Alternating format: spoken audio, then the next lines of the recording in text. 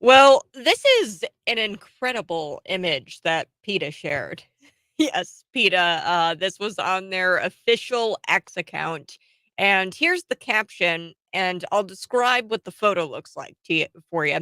Their caption is, "We're lucky turkeys would never do this to us. You don't have to do it to them either." So there's this image, and I'm going to share it with you on the live stream, YouTube, Facebook, Twitter, and Rumble that PETA shared out, and it's of a bunch of turkeys. They're gathered around some sort of uh, dinner table, and they've gathered and they're holding hands. The turkeys are holding hands, but they don't. Turkeys don't even really have hands. They have wings, and their wings would never really bend like that. But they're gathered around this table, and then in the middle, there's like a turkey, but it looks like a human being. It's like folded up. The human's head is chopped off, and it looks as if there is a human, and they're praying before the meal, and it's Thanksgiving dinner. And the community notes is what is really hilarious. So Elon Musk, he owns Twitter, and sometimes the community notes are really, really helpful. In this case, it is super helpful. So turkeys, they're actually not vegetarians. Turkeys eat mice, lizards, frogs, and just about anything that they can fit in their mouth. If turkeys were larger or had the technological means to farm and eat animal or humans, they probably would. Their current diet reveals they likely would eat humans if they had the technological means, if they had opposable thumbs, they were able to farm and eat them. They would definitely eat humans, turkeys would. Now, I brought this up because it's so true. The community notes that that's actually true. A lot of people don't know this, but turkeys are actually incredibly invasive. They're super mean.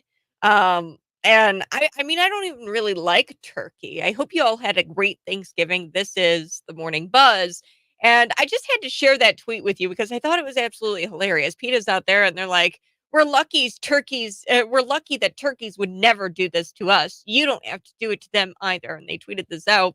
And it was like this art. It was like this image of turkeys acting like human beings, getting ready to feast on a human being at the dinner table. It's an odd cartoon, but turkeys are mean. And I remember my brother, he actually was watching some turkeys for some neighbors of ours. And they had turkeys that they farmed and that they harvested and ate. And one of the turkeys actually came up to him, clawed up the back of his calf, and they had to, I mean, once that happens, you kind of have to shoot the turkey and get rid of the turkey because the turkey is mean. It's attacking people. And we just can't have that. You just can't have that. So shot the turkey and ate the turkey. The turkey clawed up the back of his calf, tried to peck at his calf. So yes, if my brother wasn't, 6'3" and 200 pounds, I bet the turkey would have won. And look, I'm not sure what kind of research PETA did to create this, but turkeys also don't wear clothes. They don't have hands, they have wings, and their hands don't fold like that. It doesn't exactly work that way. And I would recommend redrawing this image next year so that way it's more accurate. And yeah, I mean, turkeys would eat humans if they could, but they're not vegetarians. And PETA's just sitting there trying to make you and I feel bad for eating a turkey. Okay. Good morning. I hope you all had a great Thanksgiving. I had a wonderful Thanksgiving. I sat around with my family. We went to the Joliet Christmas Parade. That's something that we do every single year, the day after Thanksgiving. But on Thanksgiving Day, I was live in studio and I did a complete story on the true story, a complete podcast on the story of Thanksgiving, the true story. It's nothing like what we were told when we were in grade school. Absolutely not. It wasn't this cartoon. Like it or not, you have this image in your head because I had this image in my head before I read up on it. The Federalist, they have a really good piece out there on the true meaning of Thanksgiving and what actually happened between the Pilgrims and the Indians. It wasn't like the Pilgrims sat down with the stoic and friendly Indians. That's not the story at all. So check that podcast out if you haven't. Share it out with your friends because people need to know the true story behind Thanksgiving. And It really was life changing for me. It really changes your perspective on the holiday. It changes your perspective as an American. So check that out. I also dug in that day, Thursday morning, the Thanksgiving special. We talked about JFK's assassination because that was on the 60th anniversary was on the 22nd of November. So he's been dead 60 years. That was the anniversary of his assassination. And I talked about the JFK assassination and how LBJ, Lyndon Baines Johnson, and the CIA were behind it. So go ahead and check out that podcast. It's an explosive show, and if you missed it, go back and take a listen to it. Today we've got a lot to cover. So one thing that I want to talk about is the Canadian conservative who totally wrecked this smug reporter, and she had this face off with this Canadian who's a conservative on the Niagara Falls terrorist car explosion. So I'm going to get into that news because it kind of came out when we were all kind of checked out for the week. It came out on Wednesday, the Wednesday prior to Thanksgiving. And this was a huge story. And this conservative totally wrecks this reporter over over the media reports on this Niagara Falls terrorist explosion. So we're going to talk about that. Plus, the Biden border chief, Dorcas Mayorkas, he issued a stern warning to agents saying that you better not misgender the border crossers. You better not misuse their pronoun. You got to ask them for their pronouns, the border crossers, the people who are illegally crossing the border. You better ask them their pronouns. That's what Dorcas Mayorkas is doing. And then I've got to talk about Target. If you're not already boycotting Target, I think you should. Target, they brought this guy, and he literally goes by the name Gay Cruella, like Cruella DeVille, uh, from that movie 101 Dalmatians. He goes by this online. He says he's Gay Cruella, and he's this new LGBTQ strategist that Target has hired. And he said that he promised to whip out the quote glitter and hellfire for Christmas, whatever the heck that means. He wants to whip out the glitter and hellfire for Christmas, and he wants to change up the narrative. So I'm going to tell you about Target hiring this new LGBTQ strategist. They just never learn. They never learn. They're doubling down on this idea that uh, woke ideology, this radical gender ideology, is a good thing for big corporations. It's not. Bud Light, Target, several corporations have been boycotted because they subscribe to this radical gender ideology and they push it. So we're going to chat about all of it here on the Morning Buzz. First, let's start with Pierre Poilievre. He is someone to keep on your radar, and he's believed to be the opponent of Justin Trudeau. So Justin Trudeau, whenever they decide to have another election, I don't know when Canada is going to decide to have another election, but when they decide that they're going to have an election, maybe if they ever decide to have an election, it's kind of commie over there. But Justin Trudeau, I think he's going to lose to this guy Pierre Poilievre because he is a master. He puts on master classes in how to take down the media, and people really like this guy. Recently, he shut down this reporter Pierre, and Pierre, uh, he shut down this reporter so hard that she couldn't find anything else to come out of her face hole. She was looking for the words to say, and he just completely shut her down. And I like how he just takes down the media, Pierre does. So on Wednesday, most of us, we mentally checked out for the week, and there was this car explosion on Rainbow Bridge. Now, that bridge connects America and Canada uh, in Niagara Falls. So that's in Niagara Falls. There's this bridge, and it connects America and Canada. Now, the initial reports, and like I said, I don't know. Perhaps it was terrorist act. I don't know. It's odd.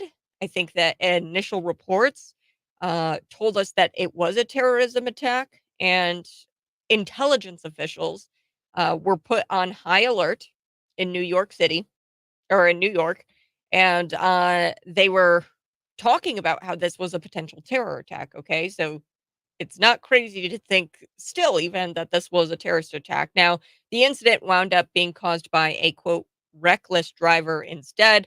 I don't know if I even believe that totally, but that's now what they're saying. The officials, they're all saying that, oh, it was just a reckless driver. There was speculation that maybe this was a terrorist attack that didn't didn't come to fruition, that they were possibly driving to the Macy's Thanksgiving Day parade, and wanting to commit the terrorist attack there. There was speculation online that that was what was going on. I don't know. Initial reports, though, from officials and media reports from Canada actually suggested that this was, in fact, a terrorist attack.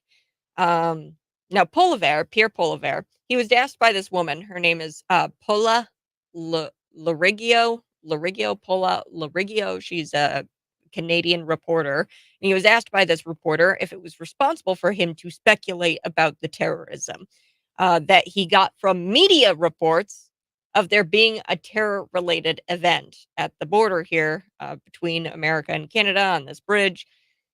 So he was asked, was it responsible for you to speculate that this was a terrorist attack? And he just completely takes her down. He says, what I said, and I was right, is that there were media reports of a terror-related event.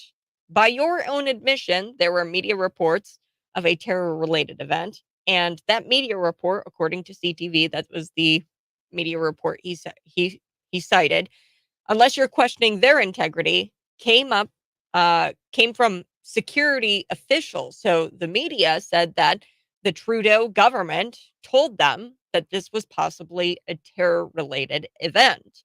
So do you think CTV was irresponsible for putting that out there in this tweet? They released a tweet. I mean, completely speechless, this takedown done by Pierre Poliver. So she went back to questioning him even after he takes her down and says, look, it's media reports. It was the media reports that I am citing here. You guys messed up. You said that it was from Trudeau government officials. That's why I quoted it. Are you going to come back and say that CTV is to blame or that they're irresponsible? So let's take a listen to a bit of the exchange. Here we go. Do you think it was responsible for you to call yesterday's explosion by the customs, by the checkpoint at the Rainbow Bridge, terrorism, when no U.S. or Canadian officials said that was or authorities said that was the case, and when the New York governor also said there was no evidence to suggest terrorism activity? Actually, you're wrong. You're a CP? Okay, so CP, by the way, CP, just for everyone's knowledge, did have to make 3 corrections for falsehoods that they put into a single article. I think that might be unprecedented. I'm actually thinking about checking with the Guinness Book of World Records to see if there's ever been a news agency that has had to issue 3 corrections for patent falsehoods that they admit they had been made in one single article, and now you've made yet another falsehood in your question. Where you are wrong is that CTV reported that the government of Canada was presuming that the incident was terrorist. So, yeah, and that's what I said in my remarks. You're right. It was a media report. But it's citing media reports and not... Which is what I said. In the House, I said there are media reports. And you think that's a responsible thing to go on, to make that kind of a statement at the time without speaking? What kind of statement? Calling something terrorist. I didn't. I said there were media reports. That's the distinction we're making? Okay. No, there's no distinction. What I said, and I was right, was that there were media reports of a terror-related event. By your admission, there were media reports of a terror-related event. And that media report, according to CTV, unless you're questioning their integrity now, came from security officials in the Trudeau government. So do you think the CTV was irresponsible in putting out that tweet? Do you think it was a responsible comment to make in the House of Commons? Sorry, I'm asking, I have already answered that. Do you think CTV was irresponsible to put that tweet out? That's none of my business. That's not for me to comment. Well, you. I love it. Just a hilarious takedown by Pierre Poliver. Just the mic dropping, you can hear it. And He later says, I hope that you're not going to print something and then you're going to have to apologize for it again. So he also made mention that this news organization, I believe she works for like Rebel News or something like that.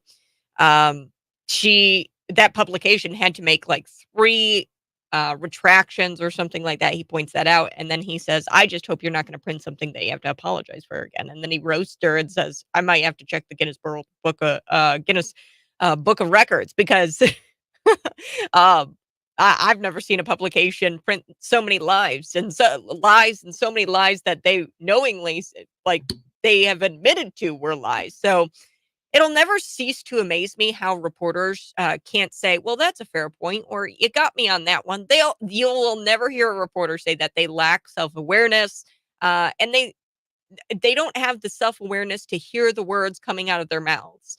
An official repeats what media reports have been saying. Okay, this is Pierre Poliver. He says he repeats what the media reports have been saying on and the media reports turned out to be wrong. So the reporter asked the official if it was irresponsible for him to repeat what the media reports had said. It's not the fault of the media. You see, it's the fault of the conservative politician for mentioning what he had read in the media. It's never the fault of the reports themselves. See, and another poll will come out and it labels journalism to be one of the least trusted institutions in Canada. And this woman, Paula, she's going to see this poll and she's going to scratch her head and she's going to be like, huh, why? Why does nobody trust the media?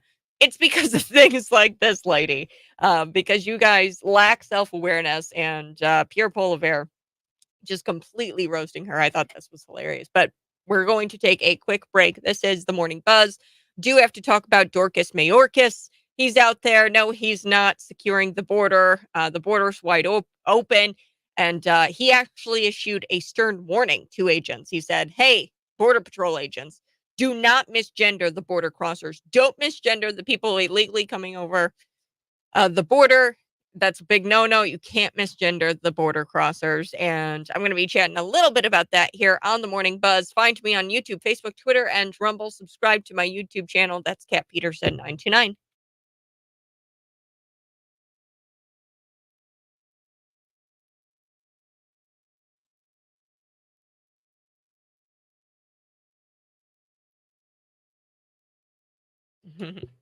Jacqueline, I was thinking the same thing. Number one, I don't know why she's got like these big headphones on her chest.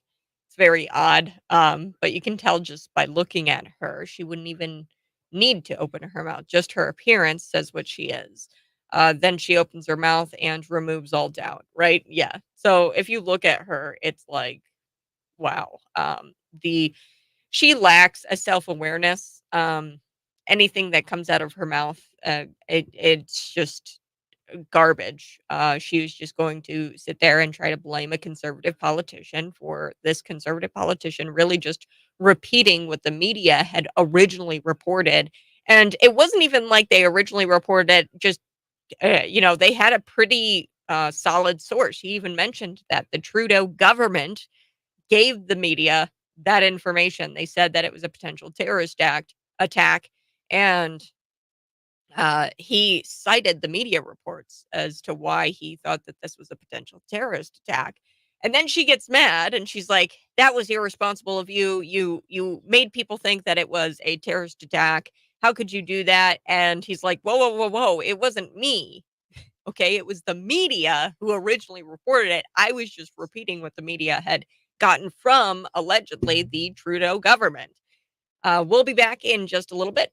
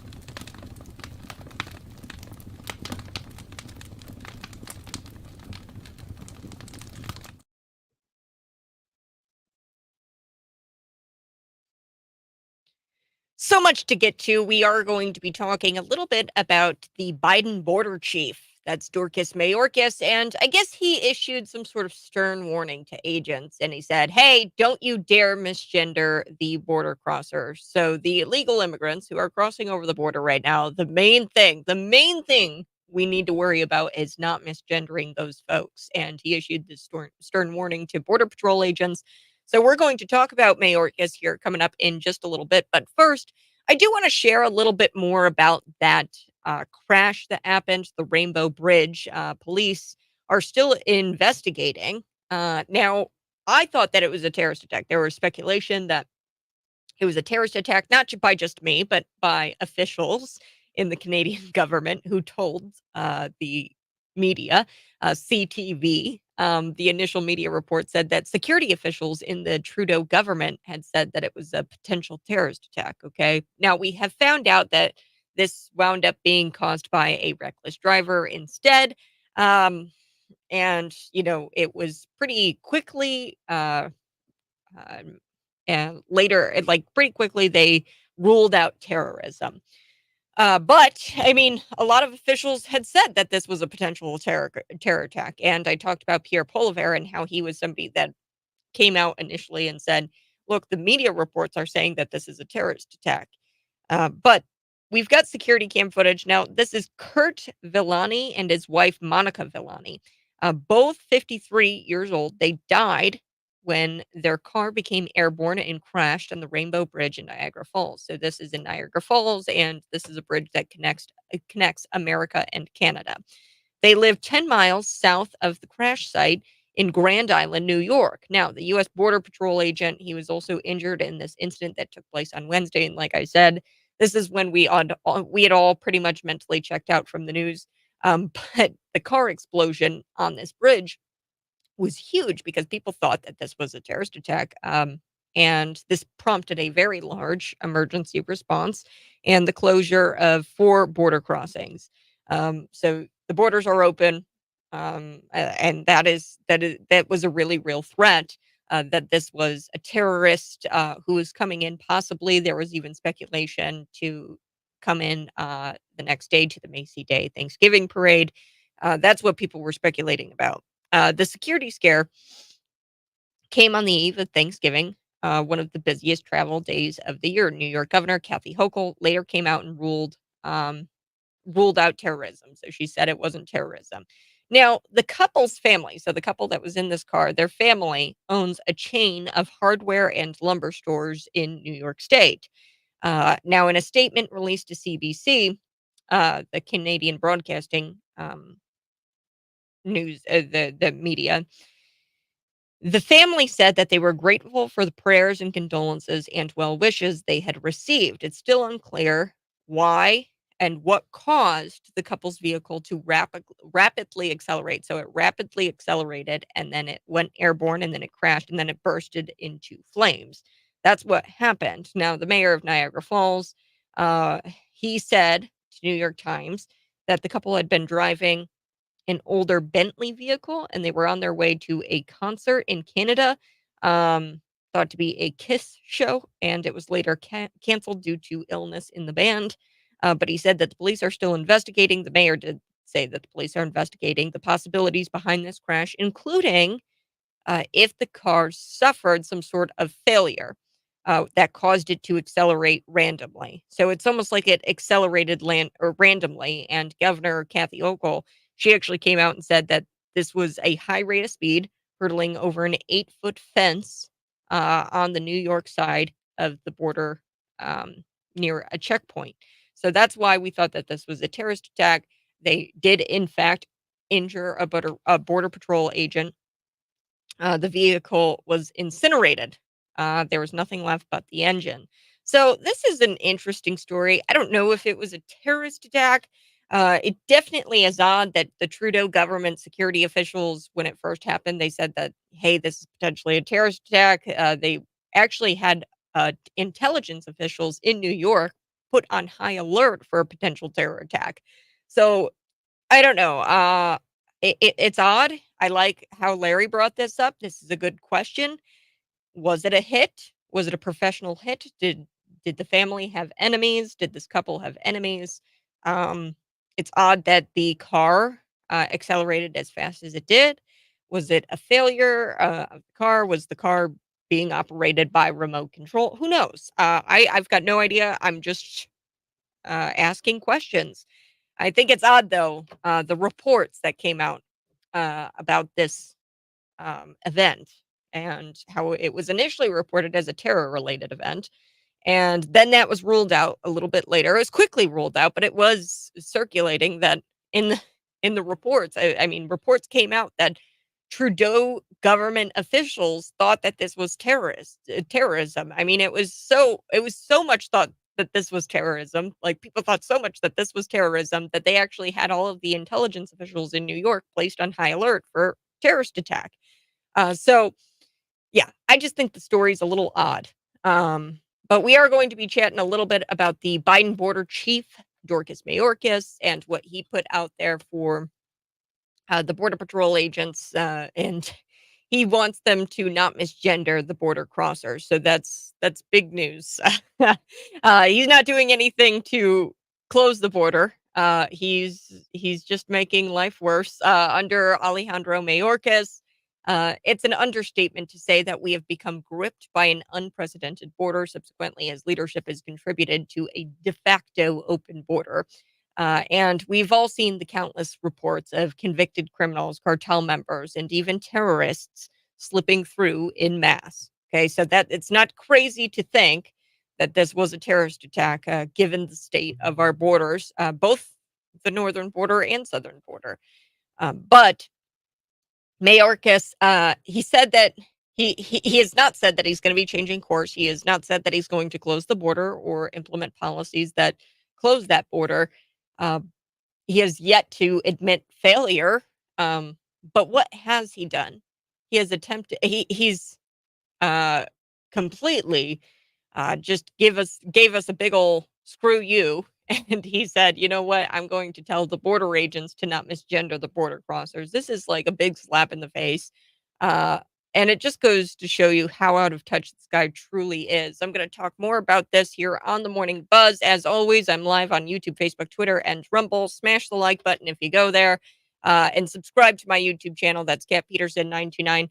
We'll chat about that. Plus, I've got to talk a little bit about Derek Chauvin. Derek Chauvin's mother actually said that she's worried and scared. So over the Thanksgiving holiday, Derek Chauvin's mother said that she heard that about the prison stabbing after news reports. So Derek Chauvin got stabbed. He was in critical condition, and then eventually he became more stable over this weekend. But she's upset. She goes, how the hell do these news agencies know more about this than I do, than his own mother? I didn't even know that he got stabbed until I heard the news reports. So we're going to talk about it next.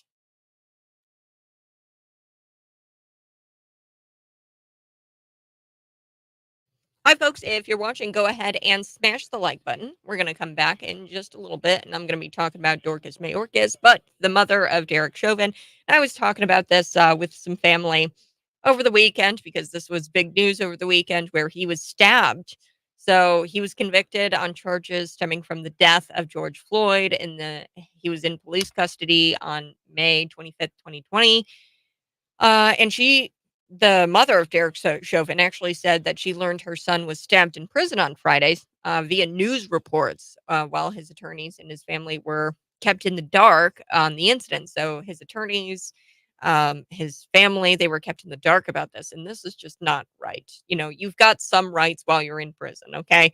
And informing the attorneys and the family that you are stabbed, that's probably like rule number like that's huge. You need to inform the family that he's been stabbed and that he's in critical condition, but she had no idea until it was leaked to the media. The first person they should have called when that happened, and as they were taking him to the hospital, the first phone call would have been to the mother.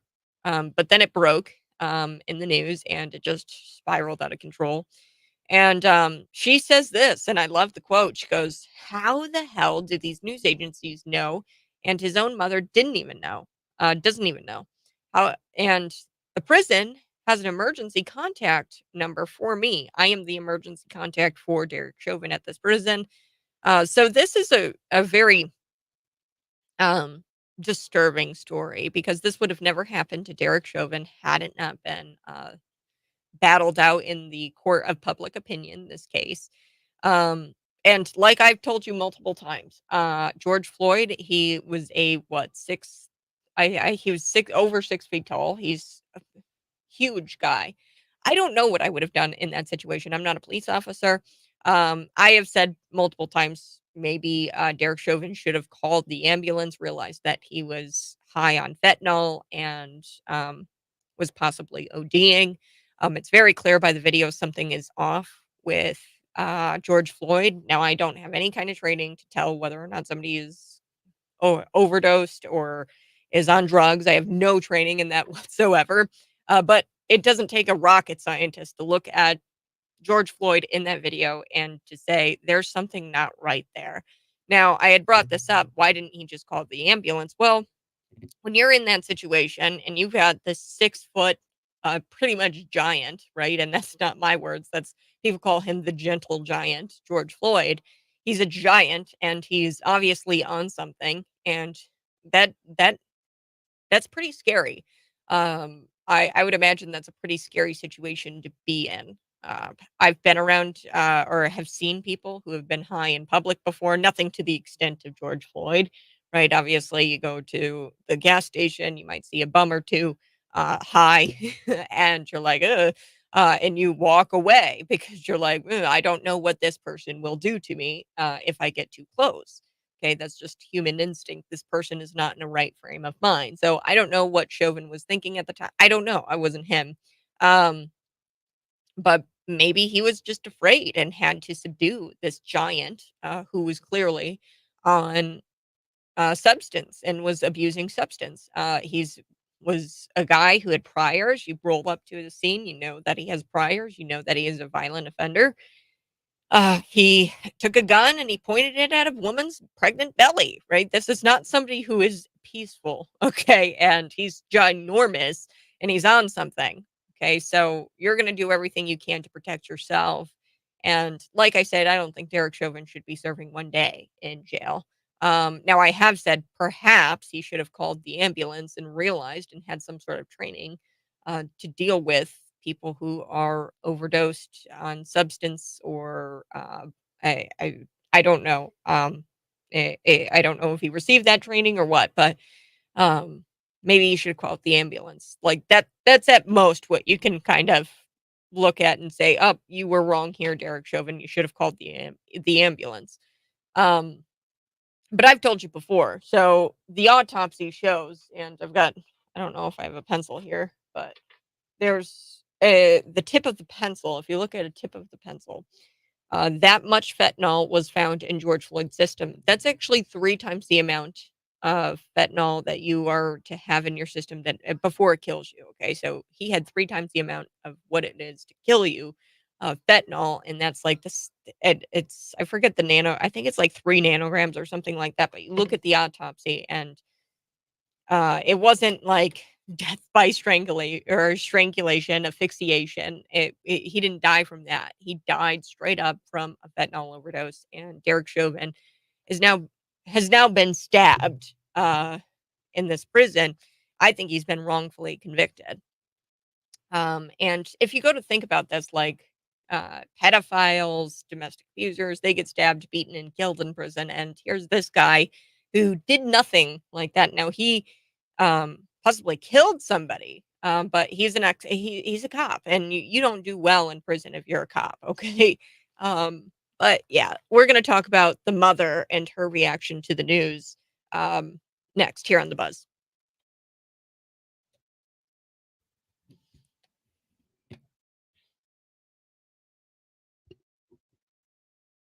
Good morning. Thanks so much for tuning in. And you can see me live on Facebook, YouTube, Twitter, and Rumble. Commenter, he says, pretty typical in prisons. Pedophiles, domestic abusers get stabbed, beaten, or killed. I'm surprised he wasn't in protective custody given the celebrity status. Yeah, Derek Chauvin's case is huge, and the court of public opinion definitely was against. There is a public opinion against Derek Chauvin. The media is against Derek Chauvin. Everybody's against Derek Chauvin. I'm surprised he wasn't in protective custody. I'm not. Well, I shouldn't say I'm not. Or I'm surprised. I'm not too surprised that he wasn't given protective custody, because they're treating him like a dog. That's really what it is. They're treating him like a dog. I've seen the tape. Clearly, George Floyd was on something. He was a giant. He's huge. George Floyd was huge, and he was on something. And I don't know what it would be like to be in a situation where you pull up on somebody who has violent priors. George Floyd was a felon. He was a convicted felon. He pointed a gun at a woman who was pregnant and threatened to shoot her belly.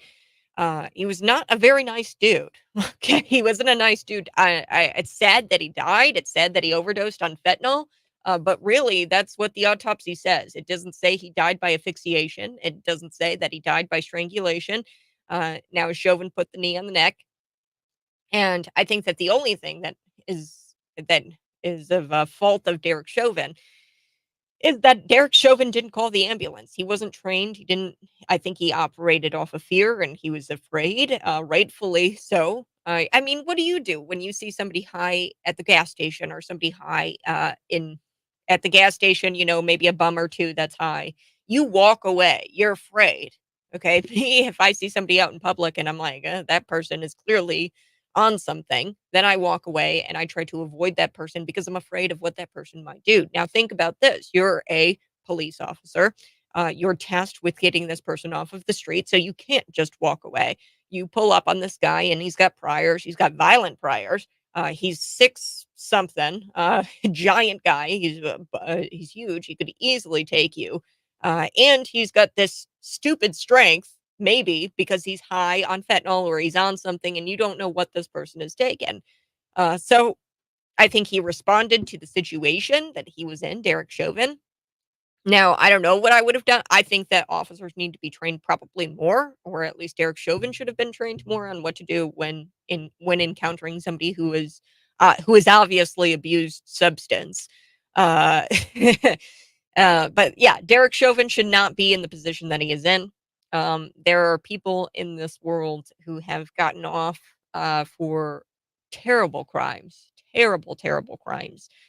They've only served what, maybe 10 years or something like that, and they get out and they're murderers, and they're straight up murderers. They're straight up pedophiles who get out. This guy, he gets into prison. He was a cop. Cops don't do very well in prison. So I don't know why he wasn't in protective custody, but his mom is speaking out. Derek Chauvin's mom is very upset, and rightfully so, because they didn't talk to her about this. So he got stabbed, and she found out from the news that he was stabbed. And she goes, I'm worried, I'm scared. She goes, how the hell do these news agencies know? And his own mother doesn't even know that he's been stabbed. He was in critical condition. Last I heard that he was in stable condition, but he was in critical condition on Friday. The news reports were out, and his family and his attorneys, they were kept in the dark on this incident. So another big question mark. Why in the world was his family not informed that he had been stabbed? Why in the world did the attorneys not get news that he was stabbed?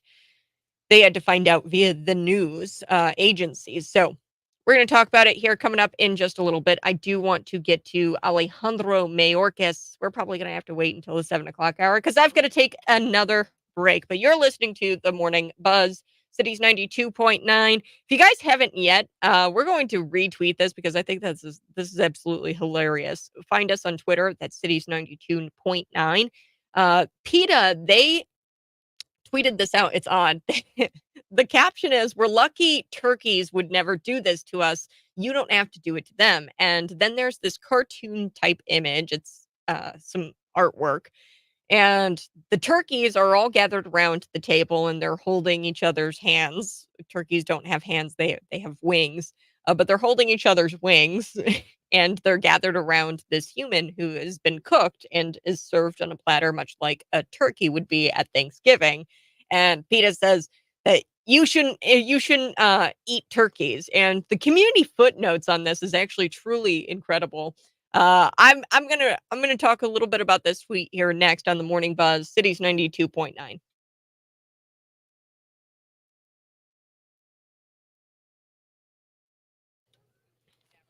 Good morning, folks. Thanks so much for tuning in. If you're watching, go ahead and smash the like button. We're going to be talking about Dorcas Mayorkas coming up here in just a little bit. Is he closing the border? No! He is actually telling Border Patrol agents not to misgender at the border crossers. If you're watching, smash the like button right now. Smash it.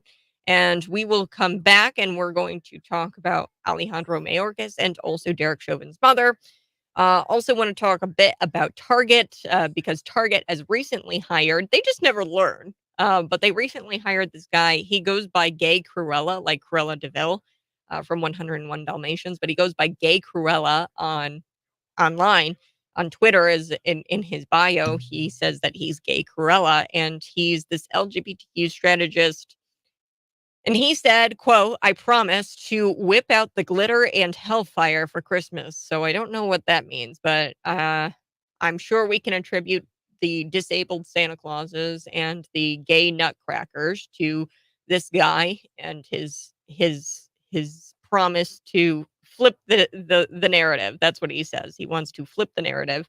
Um, and he's the LGBTQIA plus strategist and pride lead. His name is Eric Thompson, and he goes by GAYCRUELLA online. He shared on Instagram that he was honored to accept this role, and he wants to flip the script and rewrite the narrative. Look, these boycotts against Target have resulted in a $15 billion loss. Okay, estimated losses due to boycotts were related to the Pride themed merchandise, which, I mean, earlier this year we talked about the Pride swimsuits. Pride Month is around June, I believe, something like that. But the tuck suits, you guys remember the tuck suits where, transgender individuals, if they are a male and they want to be a female, you can tuck your bits inside of a swimsuit and cover up the fact that you are a man, and you can stop having a bulge, I guess, in your lady swimsuit. I don't know. But they don't seem to learn that this stuff is not is not profitable. And this is something that I want to call, or that I'm going to call, this is called a belief perseverance. And this is something that um, I want to explain a bit further because you probably know somebody who has a bit of belief perseverance. And this is a real world example of it. So we're going to chat a little bit about Target. You're listening to Cities 92.9. Go ahead and smash the like button if you're watching.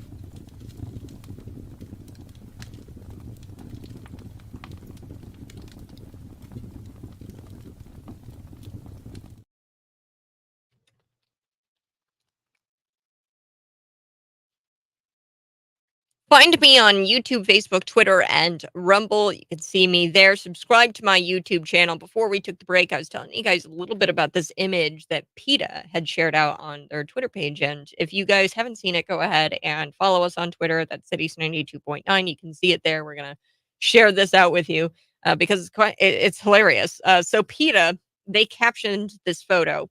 "We're lucky turkeys wouldn't do this to us. You don't have to do it to them either." So then they share this image of a bunch of turkeys gathered around a dinner table, and in the middle of the table is this human being who's actually cooked, and it looks pretty similar to, a roasted turkey on Thanksgiving. And gathered around the table are a bunch of turkeys, and they're holding each other's hands as if they're giving grace before diving into eating this human who's been placed on the table. So this is a really disturbing image. And PETA, they get completely blasted by the Twitter community notes. We all know that Elon Musk has purchased Twitter. He owns and operates Twitter, and sometimes you get these really cool community notes, and he puts these community notes at the bottom. This one's really funny. It says turkeys are not vegetarians. Turkeys actually eat mice, lizards, frogs, and just about anything that they can put in their mouths. If you've ever had turkeys, you know this. If turkeys were larger and if they had the technological means to farm and eat humans, they would. Their current diet reveals they likely would eat humans if they had the technological means, meaning if they had opposable thumbs and if they were larger, they'd probably eat humans. Fun fact, fun story. There was one year where my brother he takes care of some chickens, some turkeys for our neighbors of ours, and he went over there and he went to go take care of them, and this turkey actually attacked him, clawed up the back of his calf, made it bleed, tried to peck at him. They're really dangerous creatures, these turkeys, and they should be shot. They should be eaten. That's what they're for. And yeah, this turkey, I was convinced. I'm convinced that this turkey was wanting to eat my brother.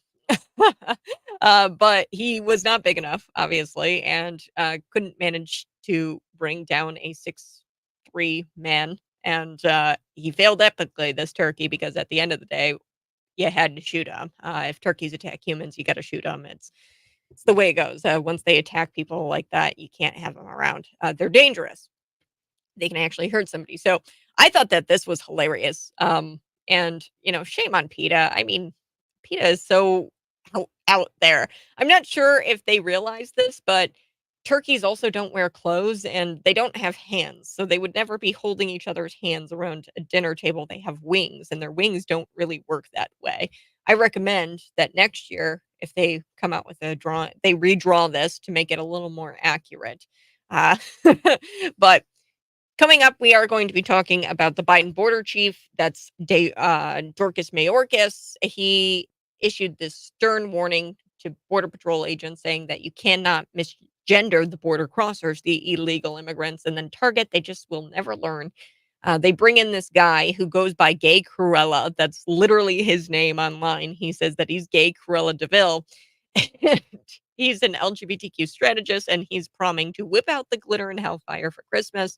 Meaning that he wants to, put out the disabled Santas, the disabled Black Santas, if you've seen them at Target. There's also these gay nutcrackers who are wielding a trans flag. So we're going to talk about how Target has a little something I call belief perseverance. And we're going to get into what that means here coming up in just a little bit. But today is Cyber Monday. Ready, set, online shop. So, according to some research, consumers plan to spend an average of $567 during the Black Friday Cyber Monday shopping events. I heard that Black Friday was a bust. I heard that not a whole lot of people went out shopping. I think a lot of people just shop online nowadays. There was viral footage of malls around the nation just empty on Black Friday, which is kind of sad that nobody goes out to actually shop anymore. But the average person is going to spend about 567,000 or $567 during Black Friday, Cyber Monday shopping events. That's up 13% from last year, probably because of inflation. But 84% of people are confident in their budgets and the plan to spend the same or more than what they initially projected in September. So they're confident in their budgeting. Millennials will drive a big share of the spending during this Black Friday, Cyber Monday period.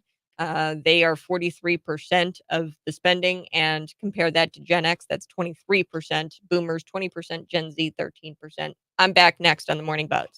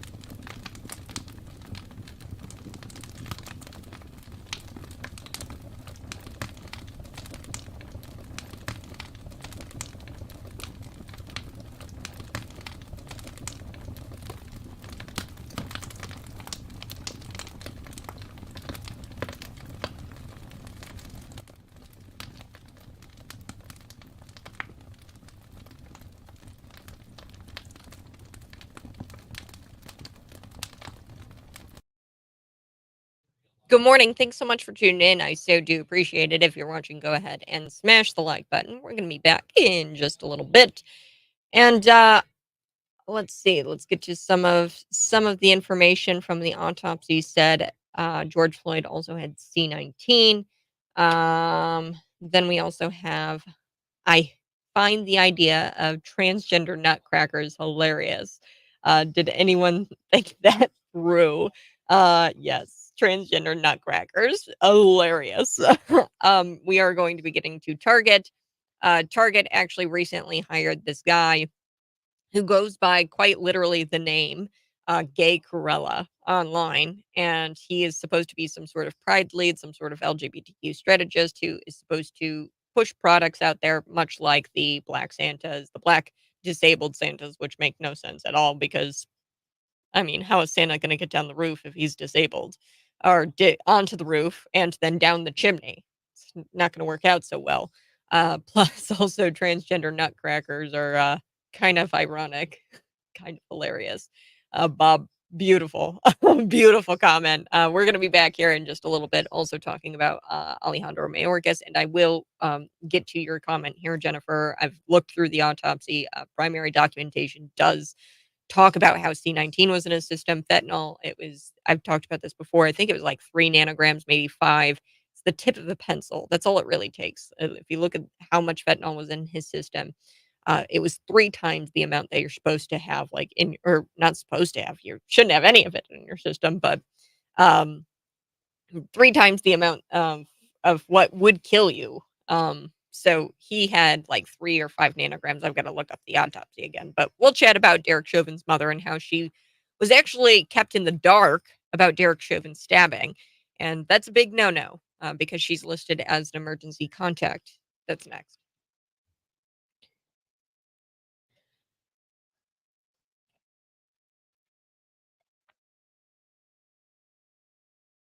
Alejandro Mayorkas. He is a dingus. He's a dork, really. And it's an understatement to say that we have become gripped by an unprecedented border.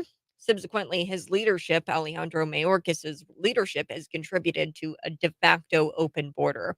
And we've all seen the countless reports of convicted criminals, cartel members, even terrorists slipping through in mass. There have been multiple terrorists, multiple convicted criminals, cartel members who have slipped through and have managed to gain access to the country.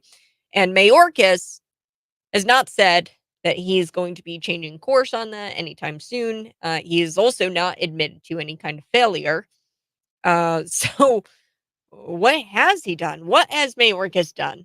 Well, in what may be seen as some complete as complete contempt for our immigration laws, Mayorkas has focused his efforts on ordering border patrol agents to not quote misgender border crossers with incorrect pronouns. Yes, that is what Mayorkas is working on right now. He's not working on closing that border. We saw something out of Canada that was really disturbing. It was that Canadian American border, that bridge at the Rainbow Bridge. Somebody actually texted me and pointed this out, and I'd have to do some more digging on it. But I think that it's definitely an interesting text. Came in on our text line 309-451-9299. They said, Kat, I would direct your attention to the incident on the Rainbow Bridge. When a car catches fire, it usually starts in the engine compartment, and the rear of the car is more intact. Now, the car left only the engine. This car left only the engine block. So I talked a lot about this story because we talked about the couple that was inside. I was reading the report of the BBC and how BBC reported that the couple was inside and the car randomly accelerated. The police are investigating to see whether or not the car randomly accelerated due to some sort of car failure, vehicle failure, or what happened. But the car randomly accelerated, it launched, it leaped over this 8-foot fence, and then it incinerated. The car, nothing was left of the car except the engine block. This person is actually pointing out on the text line here that that's very odd because typically it's the engine that combusts. If there's a fire in the car, it's going to be the engine that starts the fire. and the back of the car is typically more intact. Now, a car bomb, like you see the ones that Hamas use in Israel, this is what you see where the engine block is typically used or typically still intact. Car bomb, if a car bomb was used, I had questioned, was this a hit? There were plenty of reports coming out, media reports from government officials. I mean, media was saying that government officials, the Trudeau government, the Canadian government, there were security officials that said that this was a potential terror attack. And the reason why I bring all of this up is because we wouldn't even be thinking that this was a terror attack if our border was not in the state that it's currently in. Okay, if our border was secure, we wouldn't have to be stressing out about terrorist attacks as much as we are now. We are very much on edge. Everything that's going on with Hamas, Israel, the war there, and then you look at and there was speculation that this car was a terrorist attack and that this was planned for the Macy's Thanksgiving Day parade in New York. It was right there on the border of New York and Canada. People were thinking that this was a terrorist attack. They injured a border patrol agent. The car that accelerated randomly. Now, Kathy Hochul, the governor, came out and said that no, this is not a terrorist attack. There have been now reports that suggest that this was just uh, the fault of the driver, that this wasn't anything. It was just a reckless driver. But I don't know. It's a very odd story. Anyway, so I want to get back to Mayorkas here because Mayorkas, his priorities are all screwed up. That's really what this is. What has he done to secure that border and close the border? Nothing. Absolutely nothing. In fact, he's doing uh, this is complete contempt for our immigration laws. This is only what seems to be a complete contempt for immigration laws. He comes out and he says that his efforts are focused on ordering border patrol agents to not misgender border crossers, the illegal immigrants. And he says, don't use the incorrect pronouns. So I'm quoting here. It says the meanings of the terms change over time. At least that's according to the U.S. Customs Border Patrol protection guide to facilitating effective communication with individuals who identify as LGBTQ. This is according to the guide, and I'm just quoting from the guide here. It says the meanings of these terms may change over time, and I'm going to get to the terms here in just a little bit. But the Biden border chief is now ordering border patrol guards to not assume or presume the correct sex of these illegal immigrants. So in an X post, Twitter post from the Oversight Project at the Heritage Foundation, they said, we've obtained documents directing personnel to only use woke language when encountering individuals invading the United States. So that's what the Heritage Foundation has put out there on X, and they put out the actual documentation. And the order requests border guards and patrol agents to ignore the biological distinction between the sexes and to bend the knee to this lie that gender is malleable and it can change and blah, blah, blah. And just because there's a biological distinction, just because this border crosser looks like a man, you cannot presume uh, the sex of this individual. And you have to make sure that you bend the knee to these gender terms. So Mayorkas's priorities should show how blind he is to the consequences of his open border policies. And if a longer dialogue is occurring, this is from the documentation that talks about, hey, border patrol agents, we want you to use the correct pronouns. This is from that document. It says, if a longer dialogue is occurring, it may be appropriate to ask the individual their preferred pronoun. For example, state, I would like to be respectful. What is your name and pronoun? What name and what pronoun would you like me to use when addressing you? This is a script that the Border Patrol agents are supposed to follow. Then it goes on, the document shows this: avoid asking, what is your sex, unless operationally necessary. This is instruction given to the Border Patrol agents by DORKAS, by Mayorkas. So then it goes on, under no circumstances are guards recommended to use he, him, she, her pronouns until they have more information about or provided by the individual. So you have to have information provided by the individual as to what pronoun they want to be called. I guess it wasn't enough for the Biden administration to betray the Border Patrol by purposefully unleashing chaos on the southern border. The Biden administration, they said, "Screw you, Border Patrol. We're going to unleash chaos here at the southern border." It wasn't enough. That wasn't enough because now, what what the Biden administration wants to do? They want these the radical political leadership is enrolling agents into what I think is effectively a forced speech program to call illegal aliens by their preferred pronouns. They are forcing Border Patrol agents into a forced speech program. Uh, so then the document goes on. So I've got the document here that was released by the Heritage Foundation, and it says that key terms with definitions are listed next to each other. So there's definitions for all of these things, but here are some of these key terms: bisexual, gay, gender expression, gender identity, gender nonconforming, intersex, lesbian, non-binary, queer, queer questioning, sex assigned at birth, sexual orientation, transgender woman, transgender man, transitioning. So these are all key terms that the Border Patrol agents have to familiarize themselves with. And it notes that these terms and definitions are not universal. So even the definitions laid out here are subject to change, and even some LGBTQ individuals may define these terms differently, and the meanings of these terms might change over time. So these terms are given to Border Patrol agents effectively so they can study them and use them correctly. But hey, also, Border Patrol agents, don't marry yourself to these terms because they could change over time and they could be redefined by LGBTQ individuals. So, Howell, he's the Oversight Project Heritage Foundation director, Mike Howell.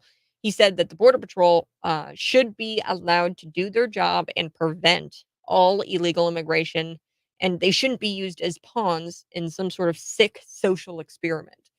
So this is some sort of sick social experiment. This is a forced speech program that the Border Patrol agents are forced to be in. And Americans have entrusted Mayorkas. We've entrusted Mayorkas with border security. And the best he can do is throw out this pronoun policy. It just goes to show you he is so out of touch with what is actually going on with the border and what the American people think about the border situation. So 39%, according to a Gallup poll, 39% of Americans think that the situation at the border is a crisis. 33% believe that this is a major problem. 22% say that it's a minor problem, and only 5% believe that it's not a problem. So there's no denying that our immigration system is broken. Some have even argued that there is no doubt that this is all by design. This has got to be done by design. We've talked about that here on this program, The Morning Buzz, Cities 92.9. I've talked about replacement theory. Look that up. And I mean, it's either all by design, or at the very least, I think we can all agree that this is one of the worst self-inflicted crises we've ever seen at our border. Mayorkas is doing this to the American people on purpose, or by straight up just ignorant. I don't know. His behavior is just a slap in the face to Americans because this is ridiculous. All right, I do have to take a quick break, but when we come back, there's so much I want to get to. Target.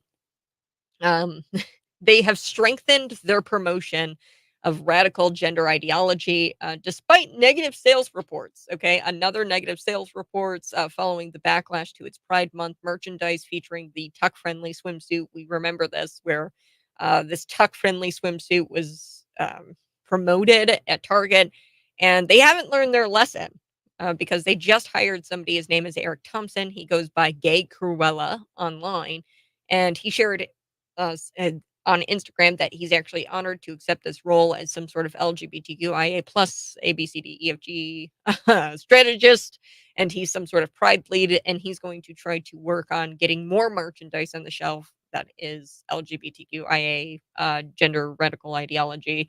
He wants to get more merchandise on the, like, have they learned their lesson? We're looking at $15 billion in losses because of their pride themed merchandise. I mean, boycotts. People have boycotted Target. They have not learned their lesson. I'm going to talk about it here coming up in just a little bit. Plus, Derek Chauvin's mom, she's very upset because she heard about his stabbing from the news. And she was hoping that the prison would contact her and Derek Chauvin's attorneys about this stabbing. That's next on the bus.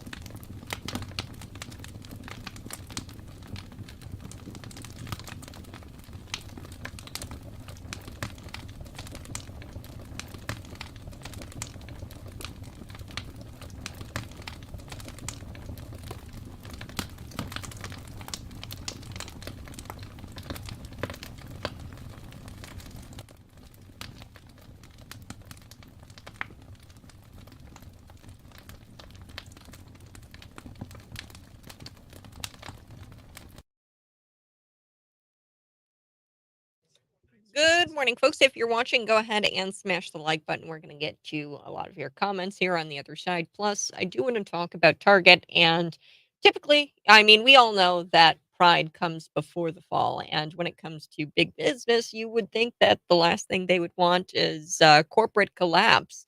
But Target will not learn. Target is not learning from their $15 billion losses due to the boycotts related to the pride themed merchandise, the tuck swimsuits. You guys remember this. So there's been estimated losses at $15 billion, but they just won't quit. That's next here on the Buzz.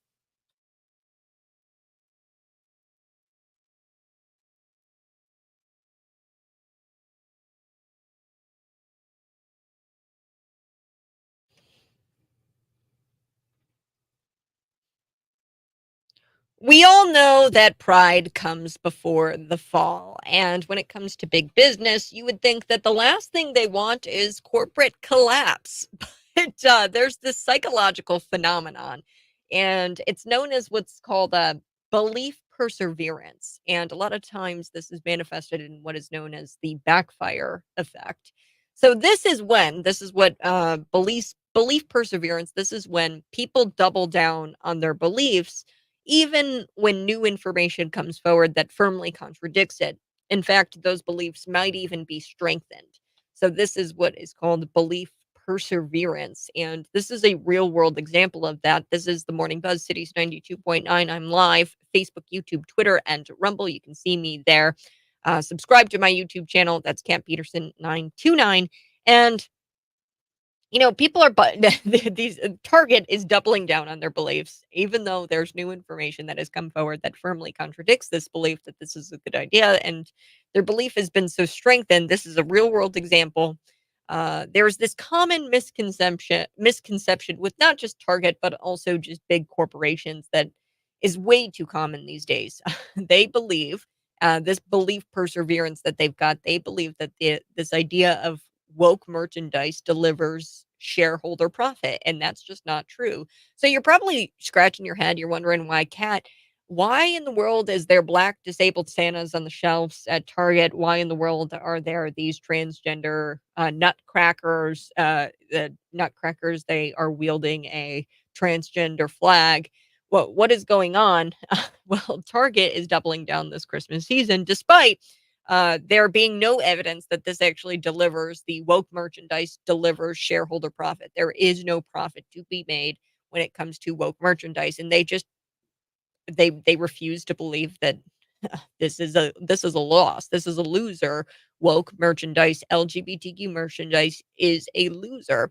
And here's why. So they're doubling down this Christmas season, and here's what Target did. They strengthened its promotion of radical gender ideology despite another negative sales report. Okay, following the backlash of Pride Month, which was, I think, back in June, there was this merchandise. Remember the tuck friendly swimsuit? They launched an entire line of LGBTQ merchandise, and there was a lot of boycotts. Okay, and I'm going to get to the numbers here of how bad they're actually losing. Target, the numbers tell you, I mean, Disney, I mean, numbers don't lie. And I've told you that multiple times. Disney, Target, Bud Light, look at the numbers. People don't like the woke ideology. They don't like this radical gender ideology shoved down their throats. But look at this. According to an X post shared by Libs of TikTok, Target is doubling down this Christmas season, and they actually just hired this guy. His name is Eric Thompson, and he's the senior LGBTQIA plus strategist and pride lead. And Thompson is a weirdo. You go to his social media, and he goes by GAYCRUELLA. So you guys know who Cruella DeVille is, this really cartoonish evil villain, and he goes by GAYCRUELLA online. And he actually shared to Instagram that he was super honored to accept this role as the LGBTQIA plus strategist and pride lead for the company Target. I don't even know what this is. Like, what is an LGBTQIA plus strategist? I don't know what kind of position. What is he going to do? Well, this is what he says he wants to do. He says it's time to whip out the glitter and hellfire of hellfire flamethrowers and rip out that old world that or rip that old world to shreds, darlings. This is what he says on his social media. He says, I want to rip that old world to shreds, darlings. I don't know what this means. And then he says, let's flip that script and rewrite that narrative. So I told you I'd get to the numbers. $15 billion in estimated losses due to the boycotts over this past summer with the Pride Month and the tuck swimsuits. This was all related to the Pride themed merchandise, the $15 billion in losses that Target is experiencing right now. So, according to the Post Millennial, Thompson's LinkedIn bio states that he is on a mission to lead in the effort of working to flip the script and rewrite the narrative of CPG retail industries to better serve all consumer segments and thoughtfully and authentically cater to all guests, all humans, and all hearts who enter our stores and across the nation. So he wants to be all inclusive, right? And then he includes hashtags in this post where he says that he wants to whip out the glitter and hellfire flamethrowers and rip that old world to shred, darlings. He uses the hashtags Black Lives Matter, Team Feminism, Pride for All, Mental Health Awareness, and Disabled Ally. So this guy is probably the direct reason why the black disabled Santas are on the shelves, and then also the gay nutcrackers where they are holding a transgender flag. The nutcrackers are, but he also noted that um, he led Target's 2019 Pride business and inclusivity strategy to better serve our guests through diverse and inclusive collection offering, uh, and remain as loyal industry leading leader within total pride plus marketing. So yeah, this guy he's the guy. He's the guy why there's such woke nonsense going on in Target. And look, I just don't understand. Like, they've made it very clear that they don't plan on endearing itself to Christians. Target has made it very clear that they're not going to be inclusive of Christians anytime soon. There's no Christian merchandise. There's no Jesus shirts. There's just disabled Santas and LGBT themed nutcrackers, and they're already on the shelves this holiday season. And it's going to get worse, according to this gay Cruella, who says he's going to unleash the glitter and hellfire flamethrowers, whatever that means. But most people listening to me this morning already know that marketing woke ideology does not produce much success when creating consumer value. Okay, but despite what all the data shows, despite what the numbers show, Target just keeps doubling down. This is what I call belief perseverance. Obviously, this is not nearly as bad as the swimsuit debacle, the disabled Santas, the LGBT themed nutcrackers. I don't think they're as bad, but it's probably safe to assume that they're not going to be doing much. That these Black Santa, disabled Santas, and the gay themed nutcrackers are going to be doing it much for them when it comes to the cash register. Okay, I don't think people are going to be lining up to buy these things, and like just stop it. Like, I just look at the losses. $15 billion because people have boycotted Target. I don't know. They will never open up their eyes. They are hell bent on this belief that woke merchandise delivers some sort of shareholder profit, and that's just not true.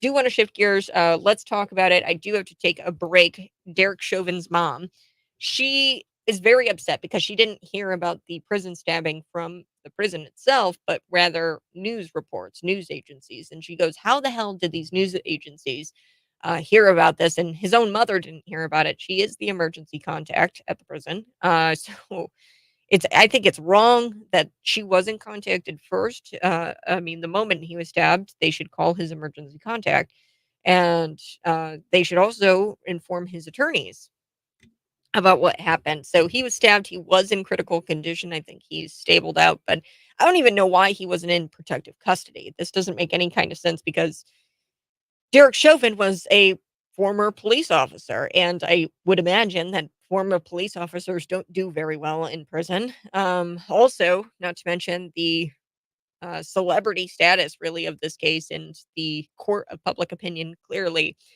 convicted Derek Chauvin a long time ago, back in 2020, actually. And I don't know why he wasn't in some sort of protective custody, but I guess he wasn't, because he got stabbed. And he was convicted of second-degree murder in the death of George Floyd. We're going to talk about it here coming up in just a little bit. 309-451-9299. See me live on Facebook, YouTube, Twitter, and Rumble.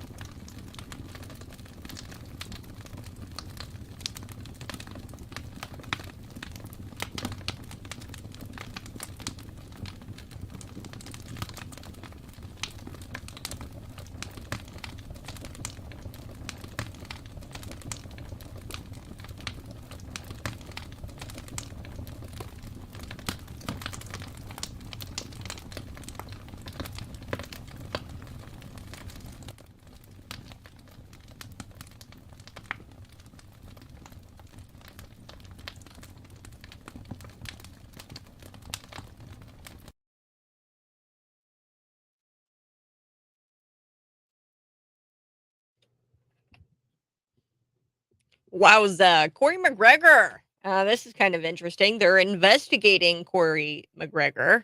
Or not Corey, Connor. Sorry, Connor McGregor. Connor McGregor for online hate speech. They're investigating him over tweets that actually criticized the Irish government over this migrant stabbing. So this migrant stabbed somebody, and now he's being investigated for online hate speech. This is a UFC fighter, Conor McGregor, and he spoke out about his government and this alleged migrant stabbing, and now he's under investigation for online hate speech. This is where I say, pay attention, America. This is one of these stories where you got to file it for Pay Attention America. You file it under Pay Attention America. You may have read on X about how Ireland wants to implement new hate crime laws. Now, Connor is actually being investigated under the old hate crime laws. The new laws the Irish government wants is just utter insanity. These new hate crime laws, it's complete insanity. And the Irish government, quite literally, according to this actual text of the bill, where they want to try to pass this bill, if passed, you would literally be thrown into jail for memes that you save onto your phone. Not even posting the memes, but if you save the memes onto your phone, and if they are, if they incite violence or are against a certain group of people, like if saved an LGBTQ meme to your camera roll, then you could be thrown into jail, literally thrown into jail if you saved a meme that they deem as hatred against a people group. So, Conor McGregor, he's being investigated under basic hate crime laws. Uh, and this is kind of a wild story. So we're going to get into why he's being investigated, what kind of tweets he went. I mean, really, it was just tweets that he posted that were kind of anti-Ireland, that were kind of against Ireland, criticizing really just Ireland and the government, the Irish government, and it relates to this alleged migrant stabbing. We're going to get to that here coming up in the 8 o'clock hour. But first, I do want to talk about Derek Chauvin's mom, because she heard about his prison stabbing. I think this happened on Friday. I heard news of it, and he was in critical condition. Then later, I found out that he was in stable condition. But the mom is really upset, and she says, "Look, how did I find out about this stabbing from all these news agencies?" And his own mother wasn't even told. His own mother didn't even know that he was stabbed until all of these news agencies reported it, that he was in critical condition. So the mother of Derek Chauvin, the former Minneapolis police officer, who was convicted on charges stemming from the death of George Floyd. He was in police custody, Derek Chauvin, in 2020, in May of 2020, and she had learned that her son was stabbed in prison on Friday via news reports, while his attorneys and family were kept in the dark on the incident. So his family, his attorneys were not contacted, although the mom is obviously listed as the emergency contact. She goes, "How the hell do these news agencies know?" And his own mother didn't even know. So she told Alpha News that the prison had not contacted her, and she was worried and scared about his well being. And this was in Arizona federal prison. I don't know why. People have asked me, why wasn't he in protective custody? I don't know. He's a former cop, and most cops, I would imagine, don't do well in prison, especially Derek Chauvin, being that in the court of public opinion, he was convicted a long, long time ago, probably in 2020. And he kind of has this almost like celebrity status with the case. And this is really sad. So Carolyn is the mother's name, and she says, "I have to stay strong for Derek, as he does for me. There's no one stronger, or there is no stronger love than a mother's love." So she talks about Derek Chauvin. The attorney of Derek Chauvin told Alpha News that on Saturday afternoon they had not even heard from the prison. So still, right, he's in critical condition. His attorneys were not made aware that he was in critical condition. And he said, "We've attempted to contact," the attorney did, "the Bureau of Prisons regarding the media reports regarding Mr. Chauvin, and we haven't heard back." So, what? So, this is interesting. Another attorney, his name is Gregory Erickson, another attorney for Derek Chauvin, told the Associated Press that there was a lack of communication with his attorneys and with his family members, and that this is completely outrageous. And it appears to be indicative of a poorly run facility, and indicates how Derek's assault. That indicates how Derek's assault was allowed to happen. Yeah, this should have never happened. Derek Chauvin, it's just so tragic. You start to think about people who do truly heinous things. And at the time, my thoughts about Derek Chauvin have changed over time. At the time, I thought Derek Chauvin could have done more, where he called the ambulance and got help for George Floyd. And then, after some thought and some talking with others, talking with even law enforcement, you look at this guy. He's 6'4", a couple 100 pounds. He's a huge dude. And that's not me saying it. George Floyd, he's known as the quote gentle giant. That's what BLM activists everywhere call him, the gentle giant, which he was not. You roll up on this guy, you know that he's got priors, you know that he was a convicted felon. He pointed a gun at a woman who was pregnant, and he threatened to shoot her in the belly. He's not a nice man. Okay, you roll up on this guy. Clearly, this guy is on something. So, because some sort of substance abuse going on.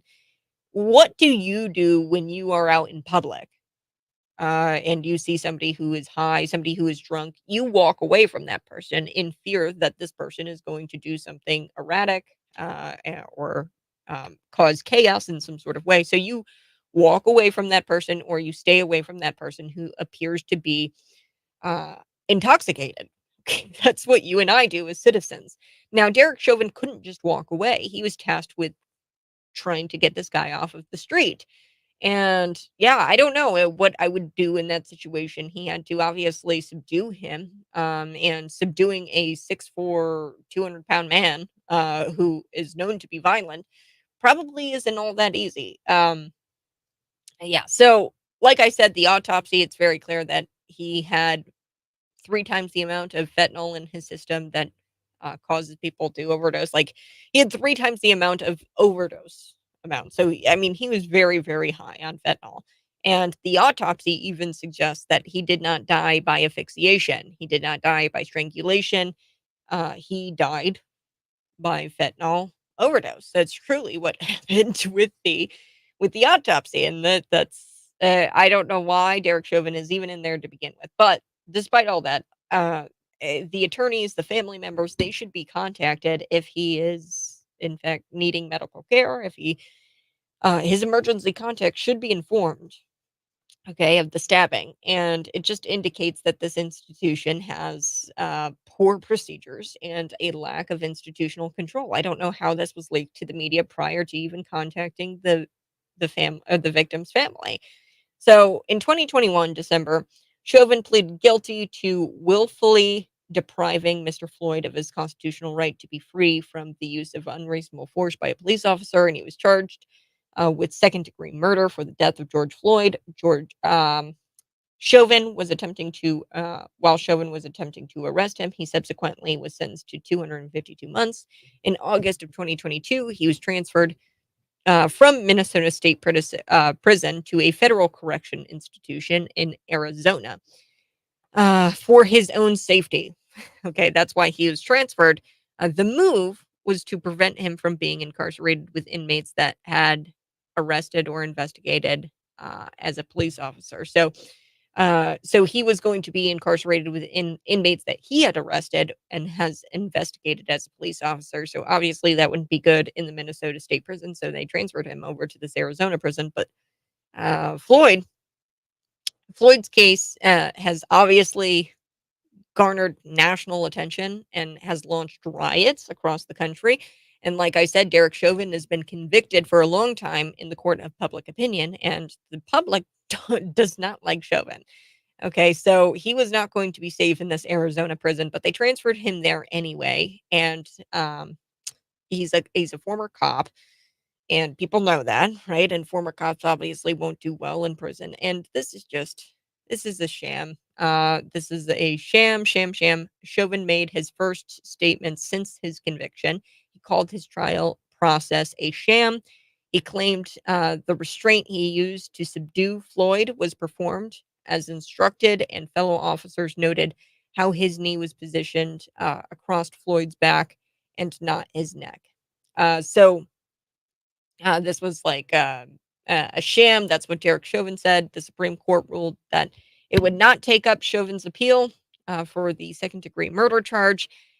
He's also attempting to overturn his guilty plea because new evidence shows that Floyd died from an excessive amount of drugs in his system and not from the officer kneeling on him. His own autopsy suggests that he did not die by asphyxiation, and the Supreme Court ruled that they weren't going to take up Chauvin's appeal. So that is all background information on Derek Chauvin. You guys are caught up. But yes, he, I believe, is in stable condition, but it's kind of a shame that his mom didn't even know that he was stabbed before all the media released this information. So I'm going to be back talking a little bit about Conor McGregor. They are investigating this guy, Conor McGregor, for online hate speech over some tweets where he criticizes the Irish government and this migrant stabbing. Now, Ireland, they have really poor border policies as well. They're a socialist country, and there was this alleged migrant stabbing, and Connor made note of this migrant stabbing. And now, because he's criticizing the border policy, he's being investigated for hate crime. So we're going to get to that here on The Buzz. It's Cities 92.9.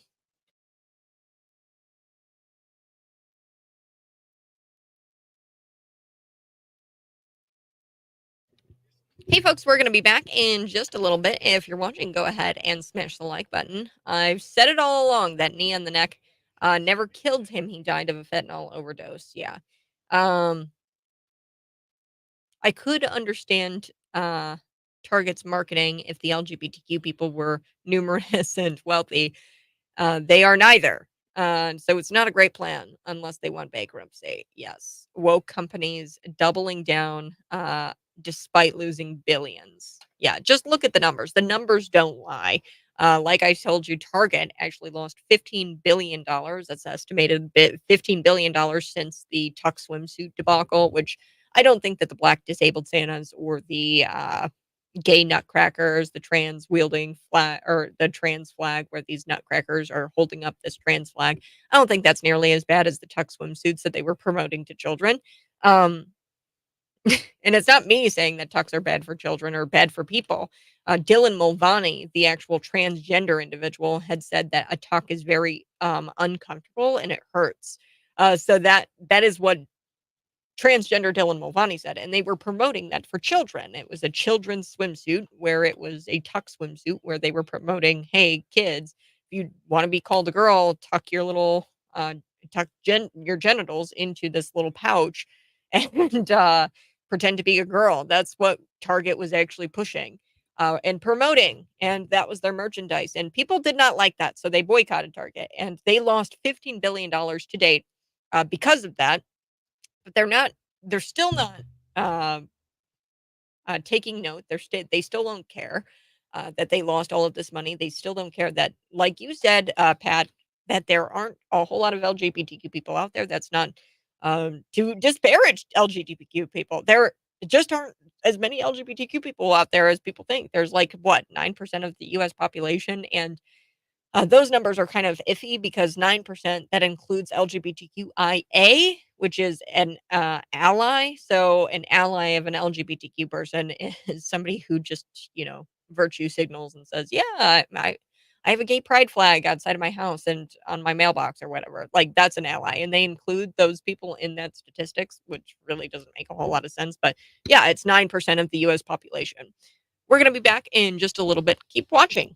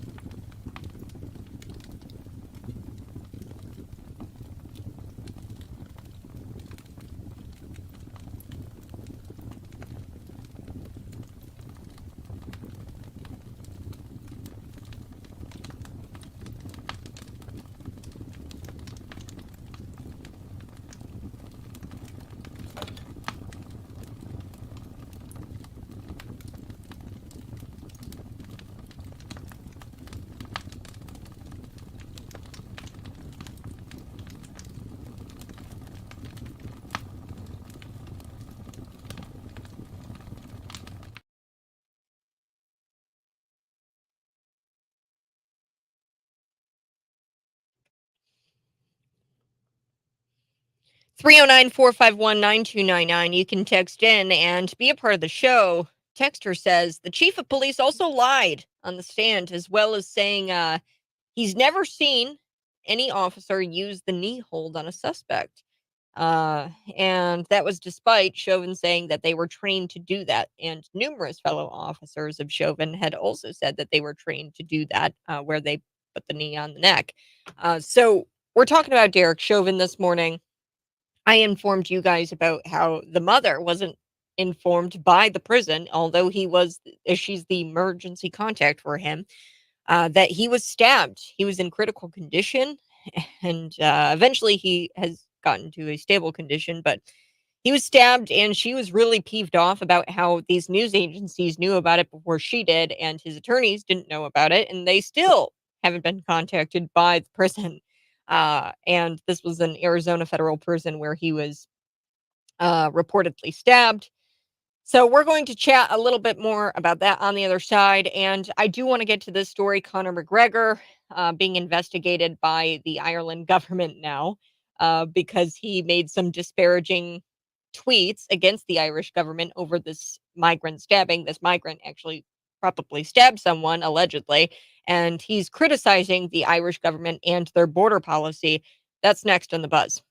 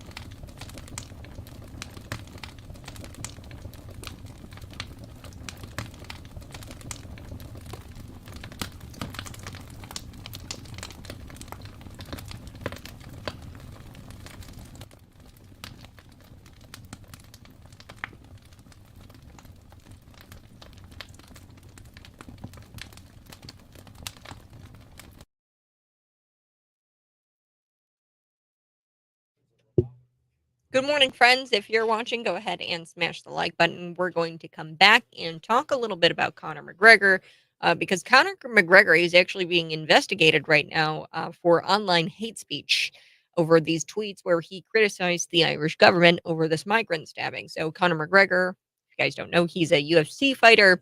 And he spoke out about his government and this alleged migrant stabbing. And now he's under investigation for online hate speech.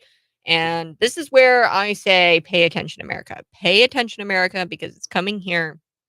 Now, you may have read about this on X about how Ireland wants to implement new hate crime laws. Now, this is on top of what they already currently have, but Connor is being investigated under the old hate crime laws, not the new ones. The new laws that they're trying to get passed here with this bill are just utter insanity. They will actually jail you for memes if you save the memes onto your phone. So we're going to chat a little bit about that. The actual text of the bill in Ireland that the government is trying to pass, it quite literally says that they will jail you if you possess materials that incite violence or hatred against people. So that means if you save a meme onto your phone, that's material that is possibly hateful towards a person, and you could be jailed for that. So Conor McGregor, like I said, he's being investigated under basic hate crime laws, the kind that that says that you can't give people anxiety. That's an actual law in the UK. If you cause somebody anxiety, then you could be imprisoned, jailed, or punished. Uh, and the kind also, the basic hate crime laws in the UK, where they charge more people than they do in actual Russia. So they are more authoritarian than Russia in that sense because they jail more people based off these hate crime laws than they do in Russia for their hate crime laws. So they are extremely authoritarian, the kind where um, there's a list of people you are told not to talk, uh, where you are told not, or you are not allowed to talk about this. So there are a list of people where you're not allowed to talk about these people, which in this instance is an Algerian migrant who stabbed people. So this is Conor McGregor's crime. He talked about this guy, this Algerian migrant who stabbed people. So we're going to talk about this knife attack. It's this 5-year-old girl uh, who was in need of receiving emergency medical treatment from a hospital. She was stabbed by this Algerian migrant, and Conor McGregor, he just criticizes the Ireland government and really their border policies. So we're going to chat a little bit about this coming up in just a little bit. That's next.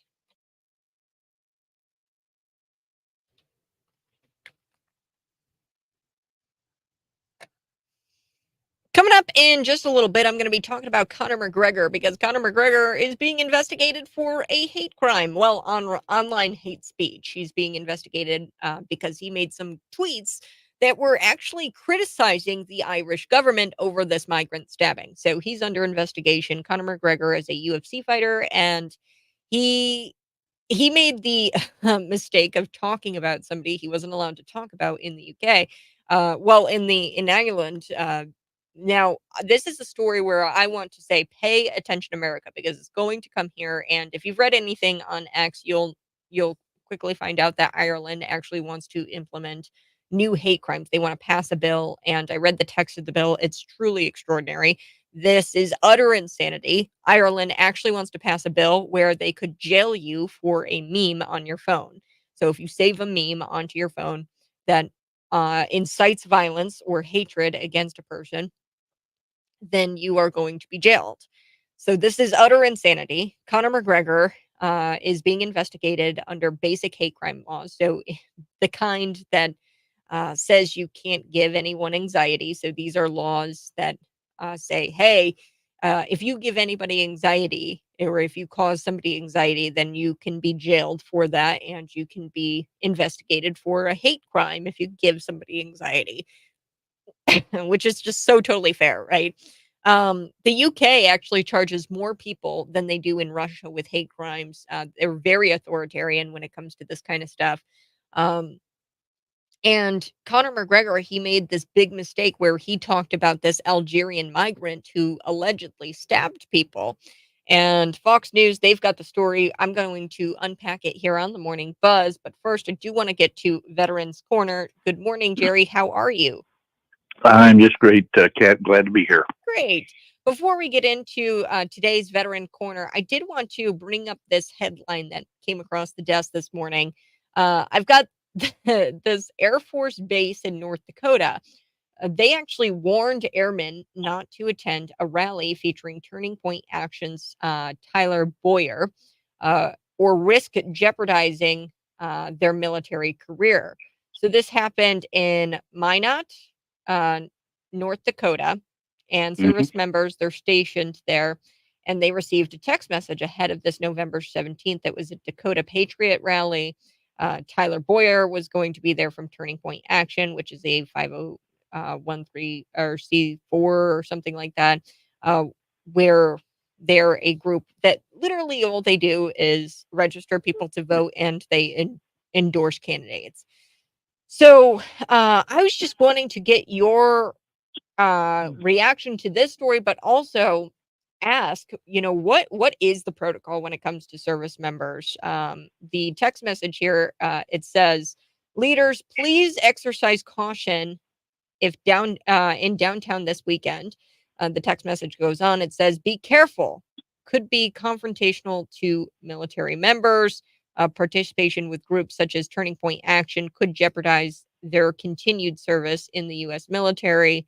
So this is a message basically warning people not to attend the rally or to go near the rally because they will jeopardize their position in the U.S. military. So your thoughts here. And I also want to know, what is the protocol when it comes to, attending rallies when you're in the Air Force or the U.S. military? In this particular situation, it to me it's kind of a continuation of the policies that the military has. However, I think it's stretching it a little bit. When you go into the service, you basically volunteer, whether you were drafted or not. If you went through the draft and entered, or whether you enlisted, you have an obligation to give up virtually all of your rights under the Constitution. The right to not go to work on Monday morning and not pay a penalty for it, disrespecting a fellow officer and that sort of thing, and a whole lot of other constitutional rights that we all just kind of take for granted. And in exchange for that, you learn how to be a soldier, you learn how to defend your country and so forth. But one of the policies is, as a soldier, first of all, never go to one of these type of rallies or even be around it if you're in uniform. If you're not in uniform, you have the right to be there, but you do not have the right to take political positions, especially those that would be contrary to the military official edict on it. So I've got kind of mixed emotion. I think they've kind of stretched that loss of rights a little bit far. However, it's good that the command is kind of giving them a heads up, and it's a bad thing. It's a good thing because then the soldier or airman, they know what the consequences may be if they do get out of line and get involved in something political. But secondly, it further makes it difficult for people to be willing to join the military and give up those rights voluntarily unless they've got other motives like patriotism and so forth. So it doesn't surprise me because the policy is you can't be political. You'll notice that the military is totally separate from the civilian government. They answer to the civilian government. However, they do not have the right to take political positions, and that's why you'll not see very many generals who ever run for public office, especially for the presidency. They're more likely to get into a bureaucratic position someplace in the government, but not political. Interesting. Yeah. Well, and I was just curious because now the main thing I think that TPUSA Action, which is this group that was going to hold this rally, they might actually be suing the Department of Defense because they said, quote, the most infuriating thing to Turning Point U.S. Action is that the base is warning that associating with the group that was going to be there that day could be a punishable offense. So, I mean, say you were there. Okay, so say this is just a Republican, which is really what it was. I don't know if the TPUS action is an alt-right group, which the Department of Defense said in their statement or in their text message to the airmen. They said that it was an alt-right group and you could be punished if you associate yourself with this group. But TPUSA Action, I think they're really upset because they were included in this text message as an alt-right group, and that's just not true. But say you were an airman and you went to just a Republican, say, dinner out of uniform, like, you know, these Lincoln Reagan dinners. Can you do that, or will you be, say you're out of uniform off duty and you're at a Republican event? There's nothing, wrong with that. But one thing that everybody needs to understand, that whether it be military or civilian, the power of authority, private company, whatever, as well as the military, they can turn any action that you want to take, no matter how innocuous, and turn it into a crime by simply saying, I told you not to do that, and that's insubordination for you to do that. Now you're going to have to pay the penalty. And that puts the position then that the person who's being accused, they've got to go out of their way to get representation and file a complaint, file a lawsuit, whatever. And so it basically says those that are in power have the ability to turn anything that are subordinate to them into a criminal if they want to do that. Now, thank God in the military that's not done often. Being an ex-human resources labor relations guy in the private sector, I have seen that happen many, many times, where the person then had to come back through the human resources and get the decision for any discipline reversed because it was inappropriately applied. Interesting. Well, I do want to get to the rest of Veterans Corner. So what's up this week when it comes to the veteran community, Jerry Vogler? Well, the first thing I'd like to talk about is the program that now has become an annual event. It's called Wreath Across America. And the local chapter of the Daughters of the American Revolution, once again, are coordinating the local ceremony. This ceremony will be beginning at Evergreen Cemetery Mausoleum at 12 noon on December 16th. And that will be done simultaneously with other similar ceremonies all the way across the nation at the same time. The ceremony will be essentially there to remember, honor, and teach about the men and women who have served in the nation's military, and do something overt and outward that shows that commitment. Ceremony will, feature a prayer, a speech, a 3-volley rifle salute, taps, and bagpiper playing Amazing Grace. And then after the ceremony, the people that have volunteered to place wreaths will go out into the cemetery at pre-located stacks of wreaths and place those wreaths on the soldiers' graves at Evergreen Cemetery. If a person wants to get involved either by donating to it, sponsoring a wreath, or actually helping place the wreath on the graves, if they dial 309-827-6950, that's Misty's number at Evergreen Cemetery. So it should be another great event, and we had a nice turnout last year. We hope to actually do more of the wreaths this year than we did last year. Wonderful. And anything else for Veterans Corner today, Jerry? Yeah, they've made a minor change to the Camp Lejeune family member program. Up to this time, like the people who were actually in the military, there were lots of veterans, spouses, and dependents who met the criteria of 30 days or more at Camp Lejeune between 55 and 87. And essentially what they've added now is Parkinson's disease, the tremor, to the dependents and family members. And of course, there's a whole list of other types of medical problems, in the fact that they can now be parts of a lawsuit or file their own lawsuit for the medical damages that they've gotten. Well, that's awesome, and that's a benefit, or that's benefits the veteran community well, and then also the extent or the family of the veterans. In that case, so somebody who is a spouse of a veteran can get help for Parkinson's now. Yes, yes. Okay. Before that, there was a whole list of cancers and other problems, but Parkinson's was not in there. It is now. Awesome. Well, Jerry, we have got to take a break, but thanks so much for joining me here on Veterans Corner. Happens every Monday, folks, at about 8 a.m. Jerry Vogler, he's the McLean County VA Superintendent. Jerry, you have a great rest of your day, and I hope you had a great Thanksgiving. How was your Thanksgiving? It was very nice. The weather was decent in the mid 60s, and it didn't rain on us down here at all. And it was a good visit to family, friends, and so forth. We got to see them for the first time in a long time. In Texas, right? San Marcos, Texas. Yeah, well, I wish I was there. It's pretty cold this morning, 22 degrees, but it's going to be mostly sunny, I believe, today. And it snowed a little bit. What was it, yesterday? On Sunday. Yeah, it was snowing a little bit. So you're missing all of the fun here, Jerry. Yeah, well, we'll be back probably sometime on Wednesday.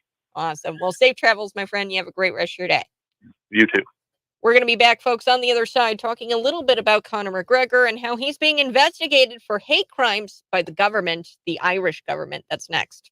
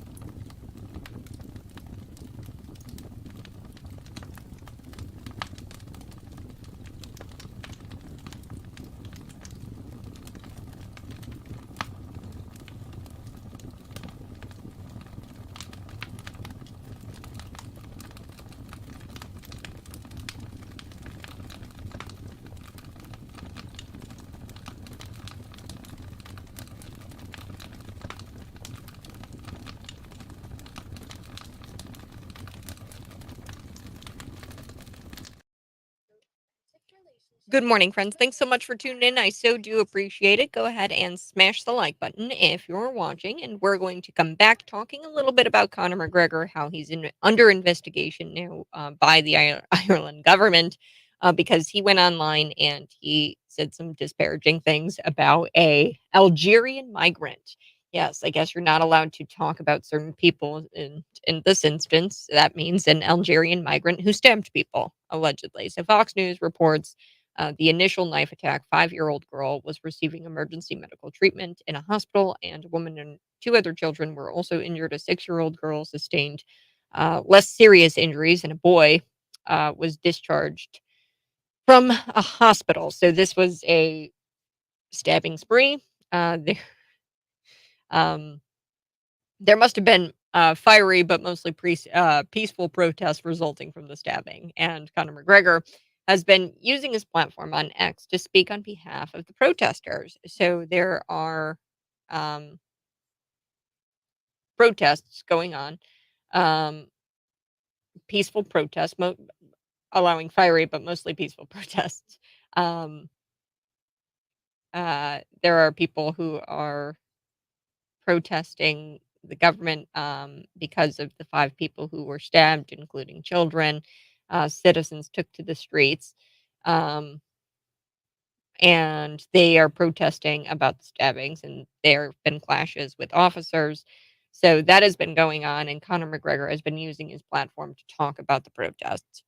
So, per the Times, McGregor's posts are being assessed by the Irish police as part of an inquiry into the dissemination of online hate speech. The inquiry is being led by Justin Kelly, um, and he's of the Irish police. So, I'm going to be chatting a little bit about why he's under investigation, Conor McGregor, here on The Buzz now.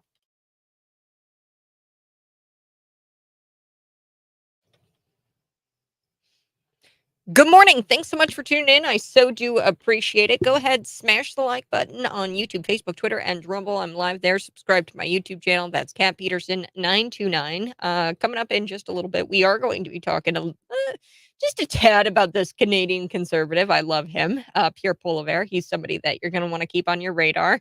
He's believed to be the opponent for Justin Trudeau whenever Canada decides that they're going to have an election, and I hope that they have an election soon, but who knows? It's commie Canada.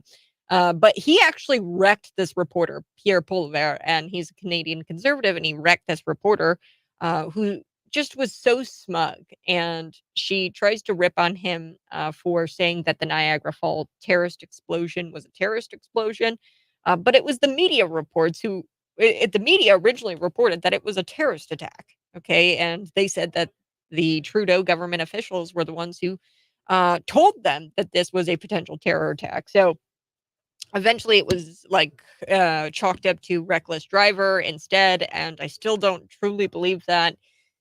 And we'll get to all of that here, but it was on the bridge there that connects America and Canada in Niagara Falls. So we'll talk about that here coming up in just a little bit. But first, I do want to talk about Conor McGregor and how he's being investigated now for hate crime, online hate speech. So he's being investigated. He's a UFC fighter, and he spoke out about his government and this alleged migrant stabbing that happened. So this migrant, it's an Algerian migrant who stabbed all of these people, allegedly. And now he's under investigation for online hate speech. And this is where I say, pay attention, America. Pay attention because it's going to come here. You won't be able to criticize your government. I won't be able to do what I do every single day behind this microphone. Eventually, it's going to be outlawed. Pay attention, America. So, you may have seen by now that Ireland is really pushing to try to increase their hate crime laws. They want new hate crime laws. Conor McGregor is currently being investigated under the old hate crime laws. So the new laws the Irish government want, it is total, utter insanity, these new laws. Actually, in the bill, and the text of the bill, it says that you're going to be jailed if you are in possession of memes that are inciting violence or are hatred against other people or groups of people. So if you save a meme on your camera roll in Ireland, you could potentially face jail time if they deem those memes hateful, or if they incite violence in some sort of way, if they deem it as inciting violence. So that's the kind of new laws that they want to get passed in Ireland. Right now, their basic hate crime laws are like laws that say if you cause somebody anxiety, then you could be jailed or punished. If you cause somebody in Ireland anxiety, it's just ridiculous. He's being investigated under these basic hate crime laws. Conor McGregor is, not these recent new laws that they want to get pushed in Ireland. So that's important. But apparently, these under these old laws, these basic hate crime laws, Conor McGregor was not supposed to talk about certain people. And by certain people, I mean he wasn't supposed to disparage this Algerian migrant who allegedly stabbed people.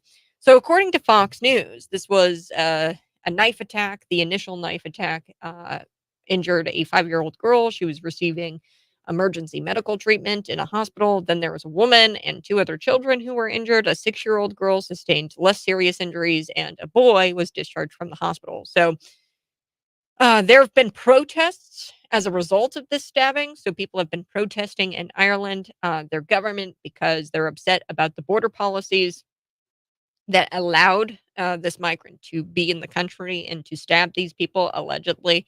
And Conor McGregor has actually been using his platform on X, on Twitter, to speak out on behalf of the protesters. So he is pro protesters who are upset with the government. So, per the Times, it says that Conor McGregor's posts are, quote, being assessed by the Irish police as part of an inquiry into the dissemination of online hate speech. So, 3 tweets. We're looking at 3 tweets from Conor McGregor.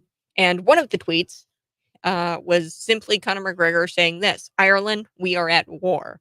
That's what Conor McGregor said. We are at war.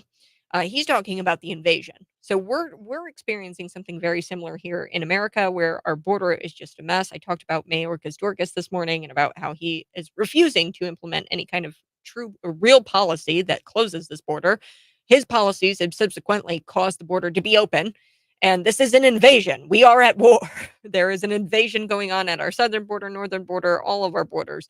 And then there was another tweet Conor put out there. So there's 3 tweets. Number 1, Conor McGregor said, Ireland, we are at war. Another tweet was Conor McGregor actually mocking a reporter being told to leave from the site of the stabbing. So there was a site of the stabbing. There were protesters there who were protesting the government. And the protesters said, we're not losing any more of our women and children to sick and twisted people who shouldn't be in Ireland in the first place. Okay, this is the sentiment of the protesters there at that stabbing site. And there was this leftist reporter. He was a liberal Irish journalist who smeared the opponents of mass immigration as far right. He says that they're far right and that they're radicals because they are against mass immigration. And they are against people coming into the country, these sick and twisted people who shouldn't even be here in the first place, and stabbing young women or young children and women. So Conor McGregor, he mocked this reporter on his Twitter page, on his X page. And the last example, so 3 tweets Conor McGregor has tweeted out that these tweets are under investigation by the Irish government for hate speech. But Conor McGregor also denounced the rioting and looting. Okay, so he was actually reposting someone else's artwork here. uh, if they, and he, so this is, he says, quote, I'm just going to read it. He says, I do not condone last night's riots. I do not condone any attacks on our first responders in their line of duty. I do not condone looting and damaging shops. Last night's scenes achieved nothing toward fixing the issues we face. I do understand the frustrations, however. So he actually condoned the looting, the rioting. People are very upset about this mass immigration that's going on, and now they're looting, they're rioting, they're fighting against the police. And he goes, I do understand your frustrations, however, and I do understand a move must be made to ensure the change we need is ushered in, and fast. I'm in the process of arranging. Believe me, I am way more tactical, and I have backing. There will be a change in Ireland, mark my words. The change needed. The change is needed. In the last month, innocent children have been stabbed leaving school. Ashling Murphy. So this is somebody who was murdered. There were 2 people decapitated. This is not Ireland's future. If they do not act soon with their plan of action to ensure Ireland's safety, I will. So this is a tweet, and then he actually retweeted this image of him behind or in front of this fiery bus that people were lighting on fire, all kinds of things. And they're rioting in the streets in Ireland, and it's kind of like an AI looking image. It's like a artwork, but he retweeted the artwork of him in front of the fiery bus. Yes, they're fiery, but mostly peaceful. No, these are fiery protests, and Conor McGregor is actually erring on the side and speaking on behalf of the protesters, but he did condemn the rioting, the looting, and things like that. So. McGregor in that tweet, like I said, he mentioned these 2 other migrant killings. Ashling Murphy, who was murdered by a man who came to Ireland to be jobless and on welfare for an actual decade. So this guy was on welfare for a decade. He was jobless and he was sucking on the teat of mommy government. And then there was another one. There were 2 guys who were decapitated in a killing, believed to be in the name of Allah. So that was a terror. These were uh, people who weren't supposed to be in the country, and they decapitated 2 men. Um, Turns out, yeah, this former UFC champion is speaking out, and I'm glad. Open borders are bad; they are not fine, and this ideology that allows it in Ireland um, is being seeped here in America. So pay attention, America, because we could see something like this where people are being decapitated in the name of Allah here in America. And then we could see possibly fiery protests. And then we could see people who are punished and investigated for hate speech if they say, hey, I am on the side of the opposition to mass migration. Um, See, the difference is that we have free speech and the First Amendment, and that prevents them from investigating us for now. But I don't think that this First Amendment or the free speech that we have in America is really all that much of a stopping point. I think they still investigate and they still are digging in. I mean, AT&T, it just was revealed that they were spying on our phones. Okay, so pay attention, America. This could be coming to America really, really soon. But good on Conor McGregor for standing up. He's being investigated though for hate speech. I hope that they don't jail him. All right. On the other side, I'm going to chat a little bit about the Canadian conservative Pierre Poilievre. And how he took down this reporter. And I thought it was amazing. And I've got to share it with you next on Cities 92.9.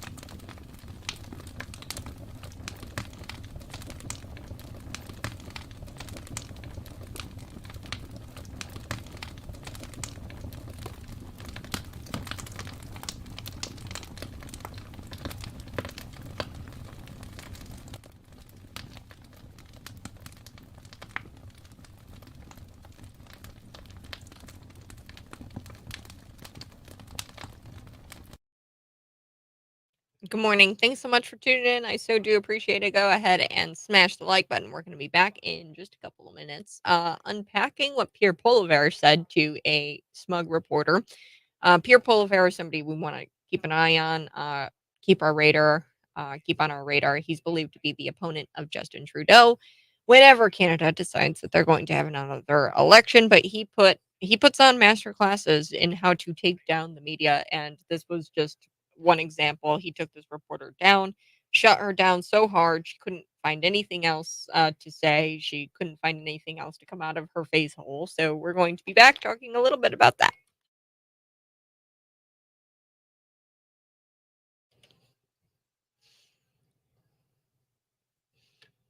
Find me on YouTube, Facebook, Twitter, and Rumble. Canadian conservative Pierre Poliver. I love this guy, and we need to keep him on our radar, but he wrecks this reporter and her smug face over these media reports on the Niagara Falls terrorist car explosion. I'm going to get to that here. It wasn't actually a terrorist attack, but it's still kind of odd. There's lots of question marks, and a little bit later, I do want to get to the Biden border chief, Alejandro Mayorkas DORKAS. He writes a stern warning to Border Patrol agents, and he says, don't you dare misgender the border crossers, the illegal immigrants.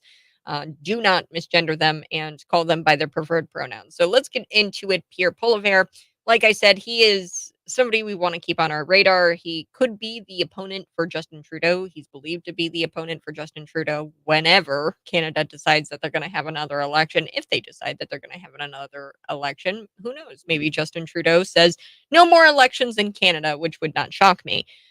But he also, Pierre Poliver, he puts on these master classes in how to take down the media. And this is just one example. On Wednesday, when most of us had mentally checked out for the holiday weekend, there was this car explosion, and that happened on Rainbow Bridge, and that connects Canada and America, and it's in Niagara Falls. So initial reports came out, and they said that this was terrorism. Okay, the media was saying that it was terrorism, and understandably so. The border is open, and it would shock me to find out that this was a terrorist attack. Intelligence officials even had put New York on alert for a potential terrorist attack. So this incident wound up being caused by a reckless driver. It's still kind of under investigation because it's odd. It was a couple. They were in the car. They own a bunch of lumber stores, hardware stores in New York, and they were in the car together. And then the car randomly accelerated really fast, jumped this 8-foot fence right there by the border. And then it randomly exploded and everything incinerated except the engine. And somebody pointed out to me that, hey, the engine not exploding, typically that is how the car explodes. Or if it was an accident or if it was just some sort of engine fire, it typically starts there, and then the back of the car is left untouched. But that was not the case. It was incinerated except for the engine was not touched, which was odd. But who knows? Maybe it was a car bomb. I don't know if it was a hit or what, but it's being investigated, and we don't know why the car randomly accelerated. But people chalk this up to reckless driving. I don't know. But the point is, this reporter was asking Pierre Poliver, this conservative out of Canada, if it was responsible for him to speculate about terrorism, the terrorism in which he got from the media reports that this was in fact a terror-related event. So I'm going to play this for you. This is incredible, and this takedown absolutely leaves this smug reporter, speechless. So I'm going to share this with you. Let's take a listen. Here we go. Do you think it was responsible for you to call yesterday's explosion by the checkpoint at the Rainbow Bridge terrorism when no US or Canadian officials said that was or authorities said that was the case, and when the New York governor also said there was no evidence to suggest terrorism activity? Actually, you're wrong. You're a CP? Okay, so CP, by the way, CP, just for everyone's knowledge, did have to make 3 corrections for falsehoods that they put into a single article. I think that might be unprecedented. I'm actually thinking about checking with the Guinness Book of World Records to see if there's ever been a news agency that has had to issue 3 corrections for patent falsehoods that they admit they had been made in one single article, and now you've made yet another falsehood in your question. Where you are wrong is that CTV reported that the government of Canada was presuming that the incident was terrorist. So, yeah, that's what I said in my remarks. You're right. It was a media report. But it's citing media reports and not. Which is what I said in the House. I said there are media reports. And you think that's a responsible thing to go on, to make that kind of a statement at the time without speaking? What kind of statement? Calling something terrorist. I didn't. I said there were media reports. That's the distinction we're making? Okay. No, there's no distinction. What I said, and I was right, was that there were media reports of a terror-related event. Boom! Get him! I love this guy. So this was a takedown, and you could actually see, I mean, her face. She just couldn't say anything. I mean, nothing would come out of her face hole after this takedown. Mic drop. Pierre Boulevard. I mean, I love this guy, and it amazes me how reporters just can't say, well, that's a fair point. You got me on that one. Nor do they ever have the self-awareness to hear the words coming out of their mouths. She literally, I mean, the official repeats what the media is reporting and what the media is saying, and they say that they get this information from government officials. Those media reports turned out to be wrong. So the reporter asked the official if the official was or if it was responsible for him to repeat what the media reports had said. It's not the fault of the media for the reports being wrong. It's the fault of the conservative politician, you see, for mentioning what he had read in the media. And another poll will come out, folks, and it'll label journalism as one of the least trusted institutions in Canada. And this reporter is still not going to understand why people don't trust the media. It's because of stupid questions like that. I do have to take a break. When we come back, I'm going to end the show with Alejandro Mayorkas.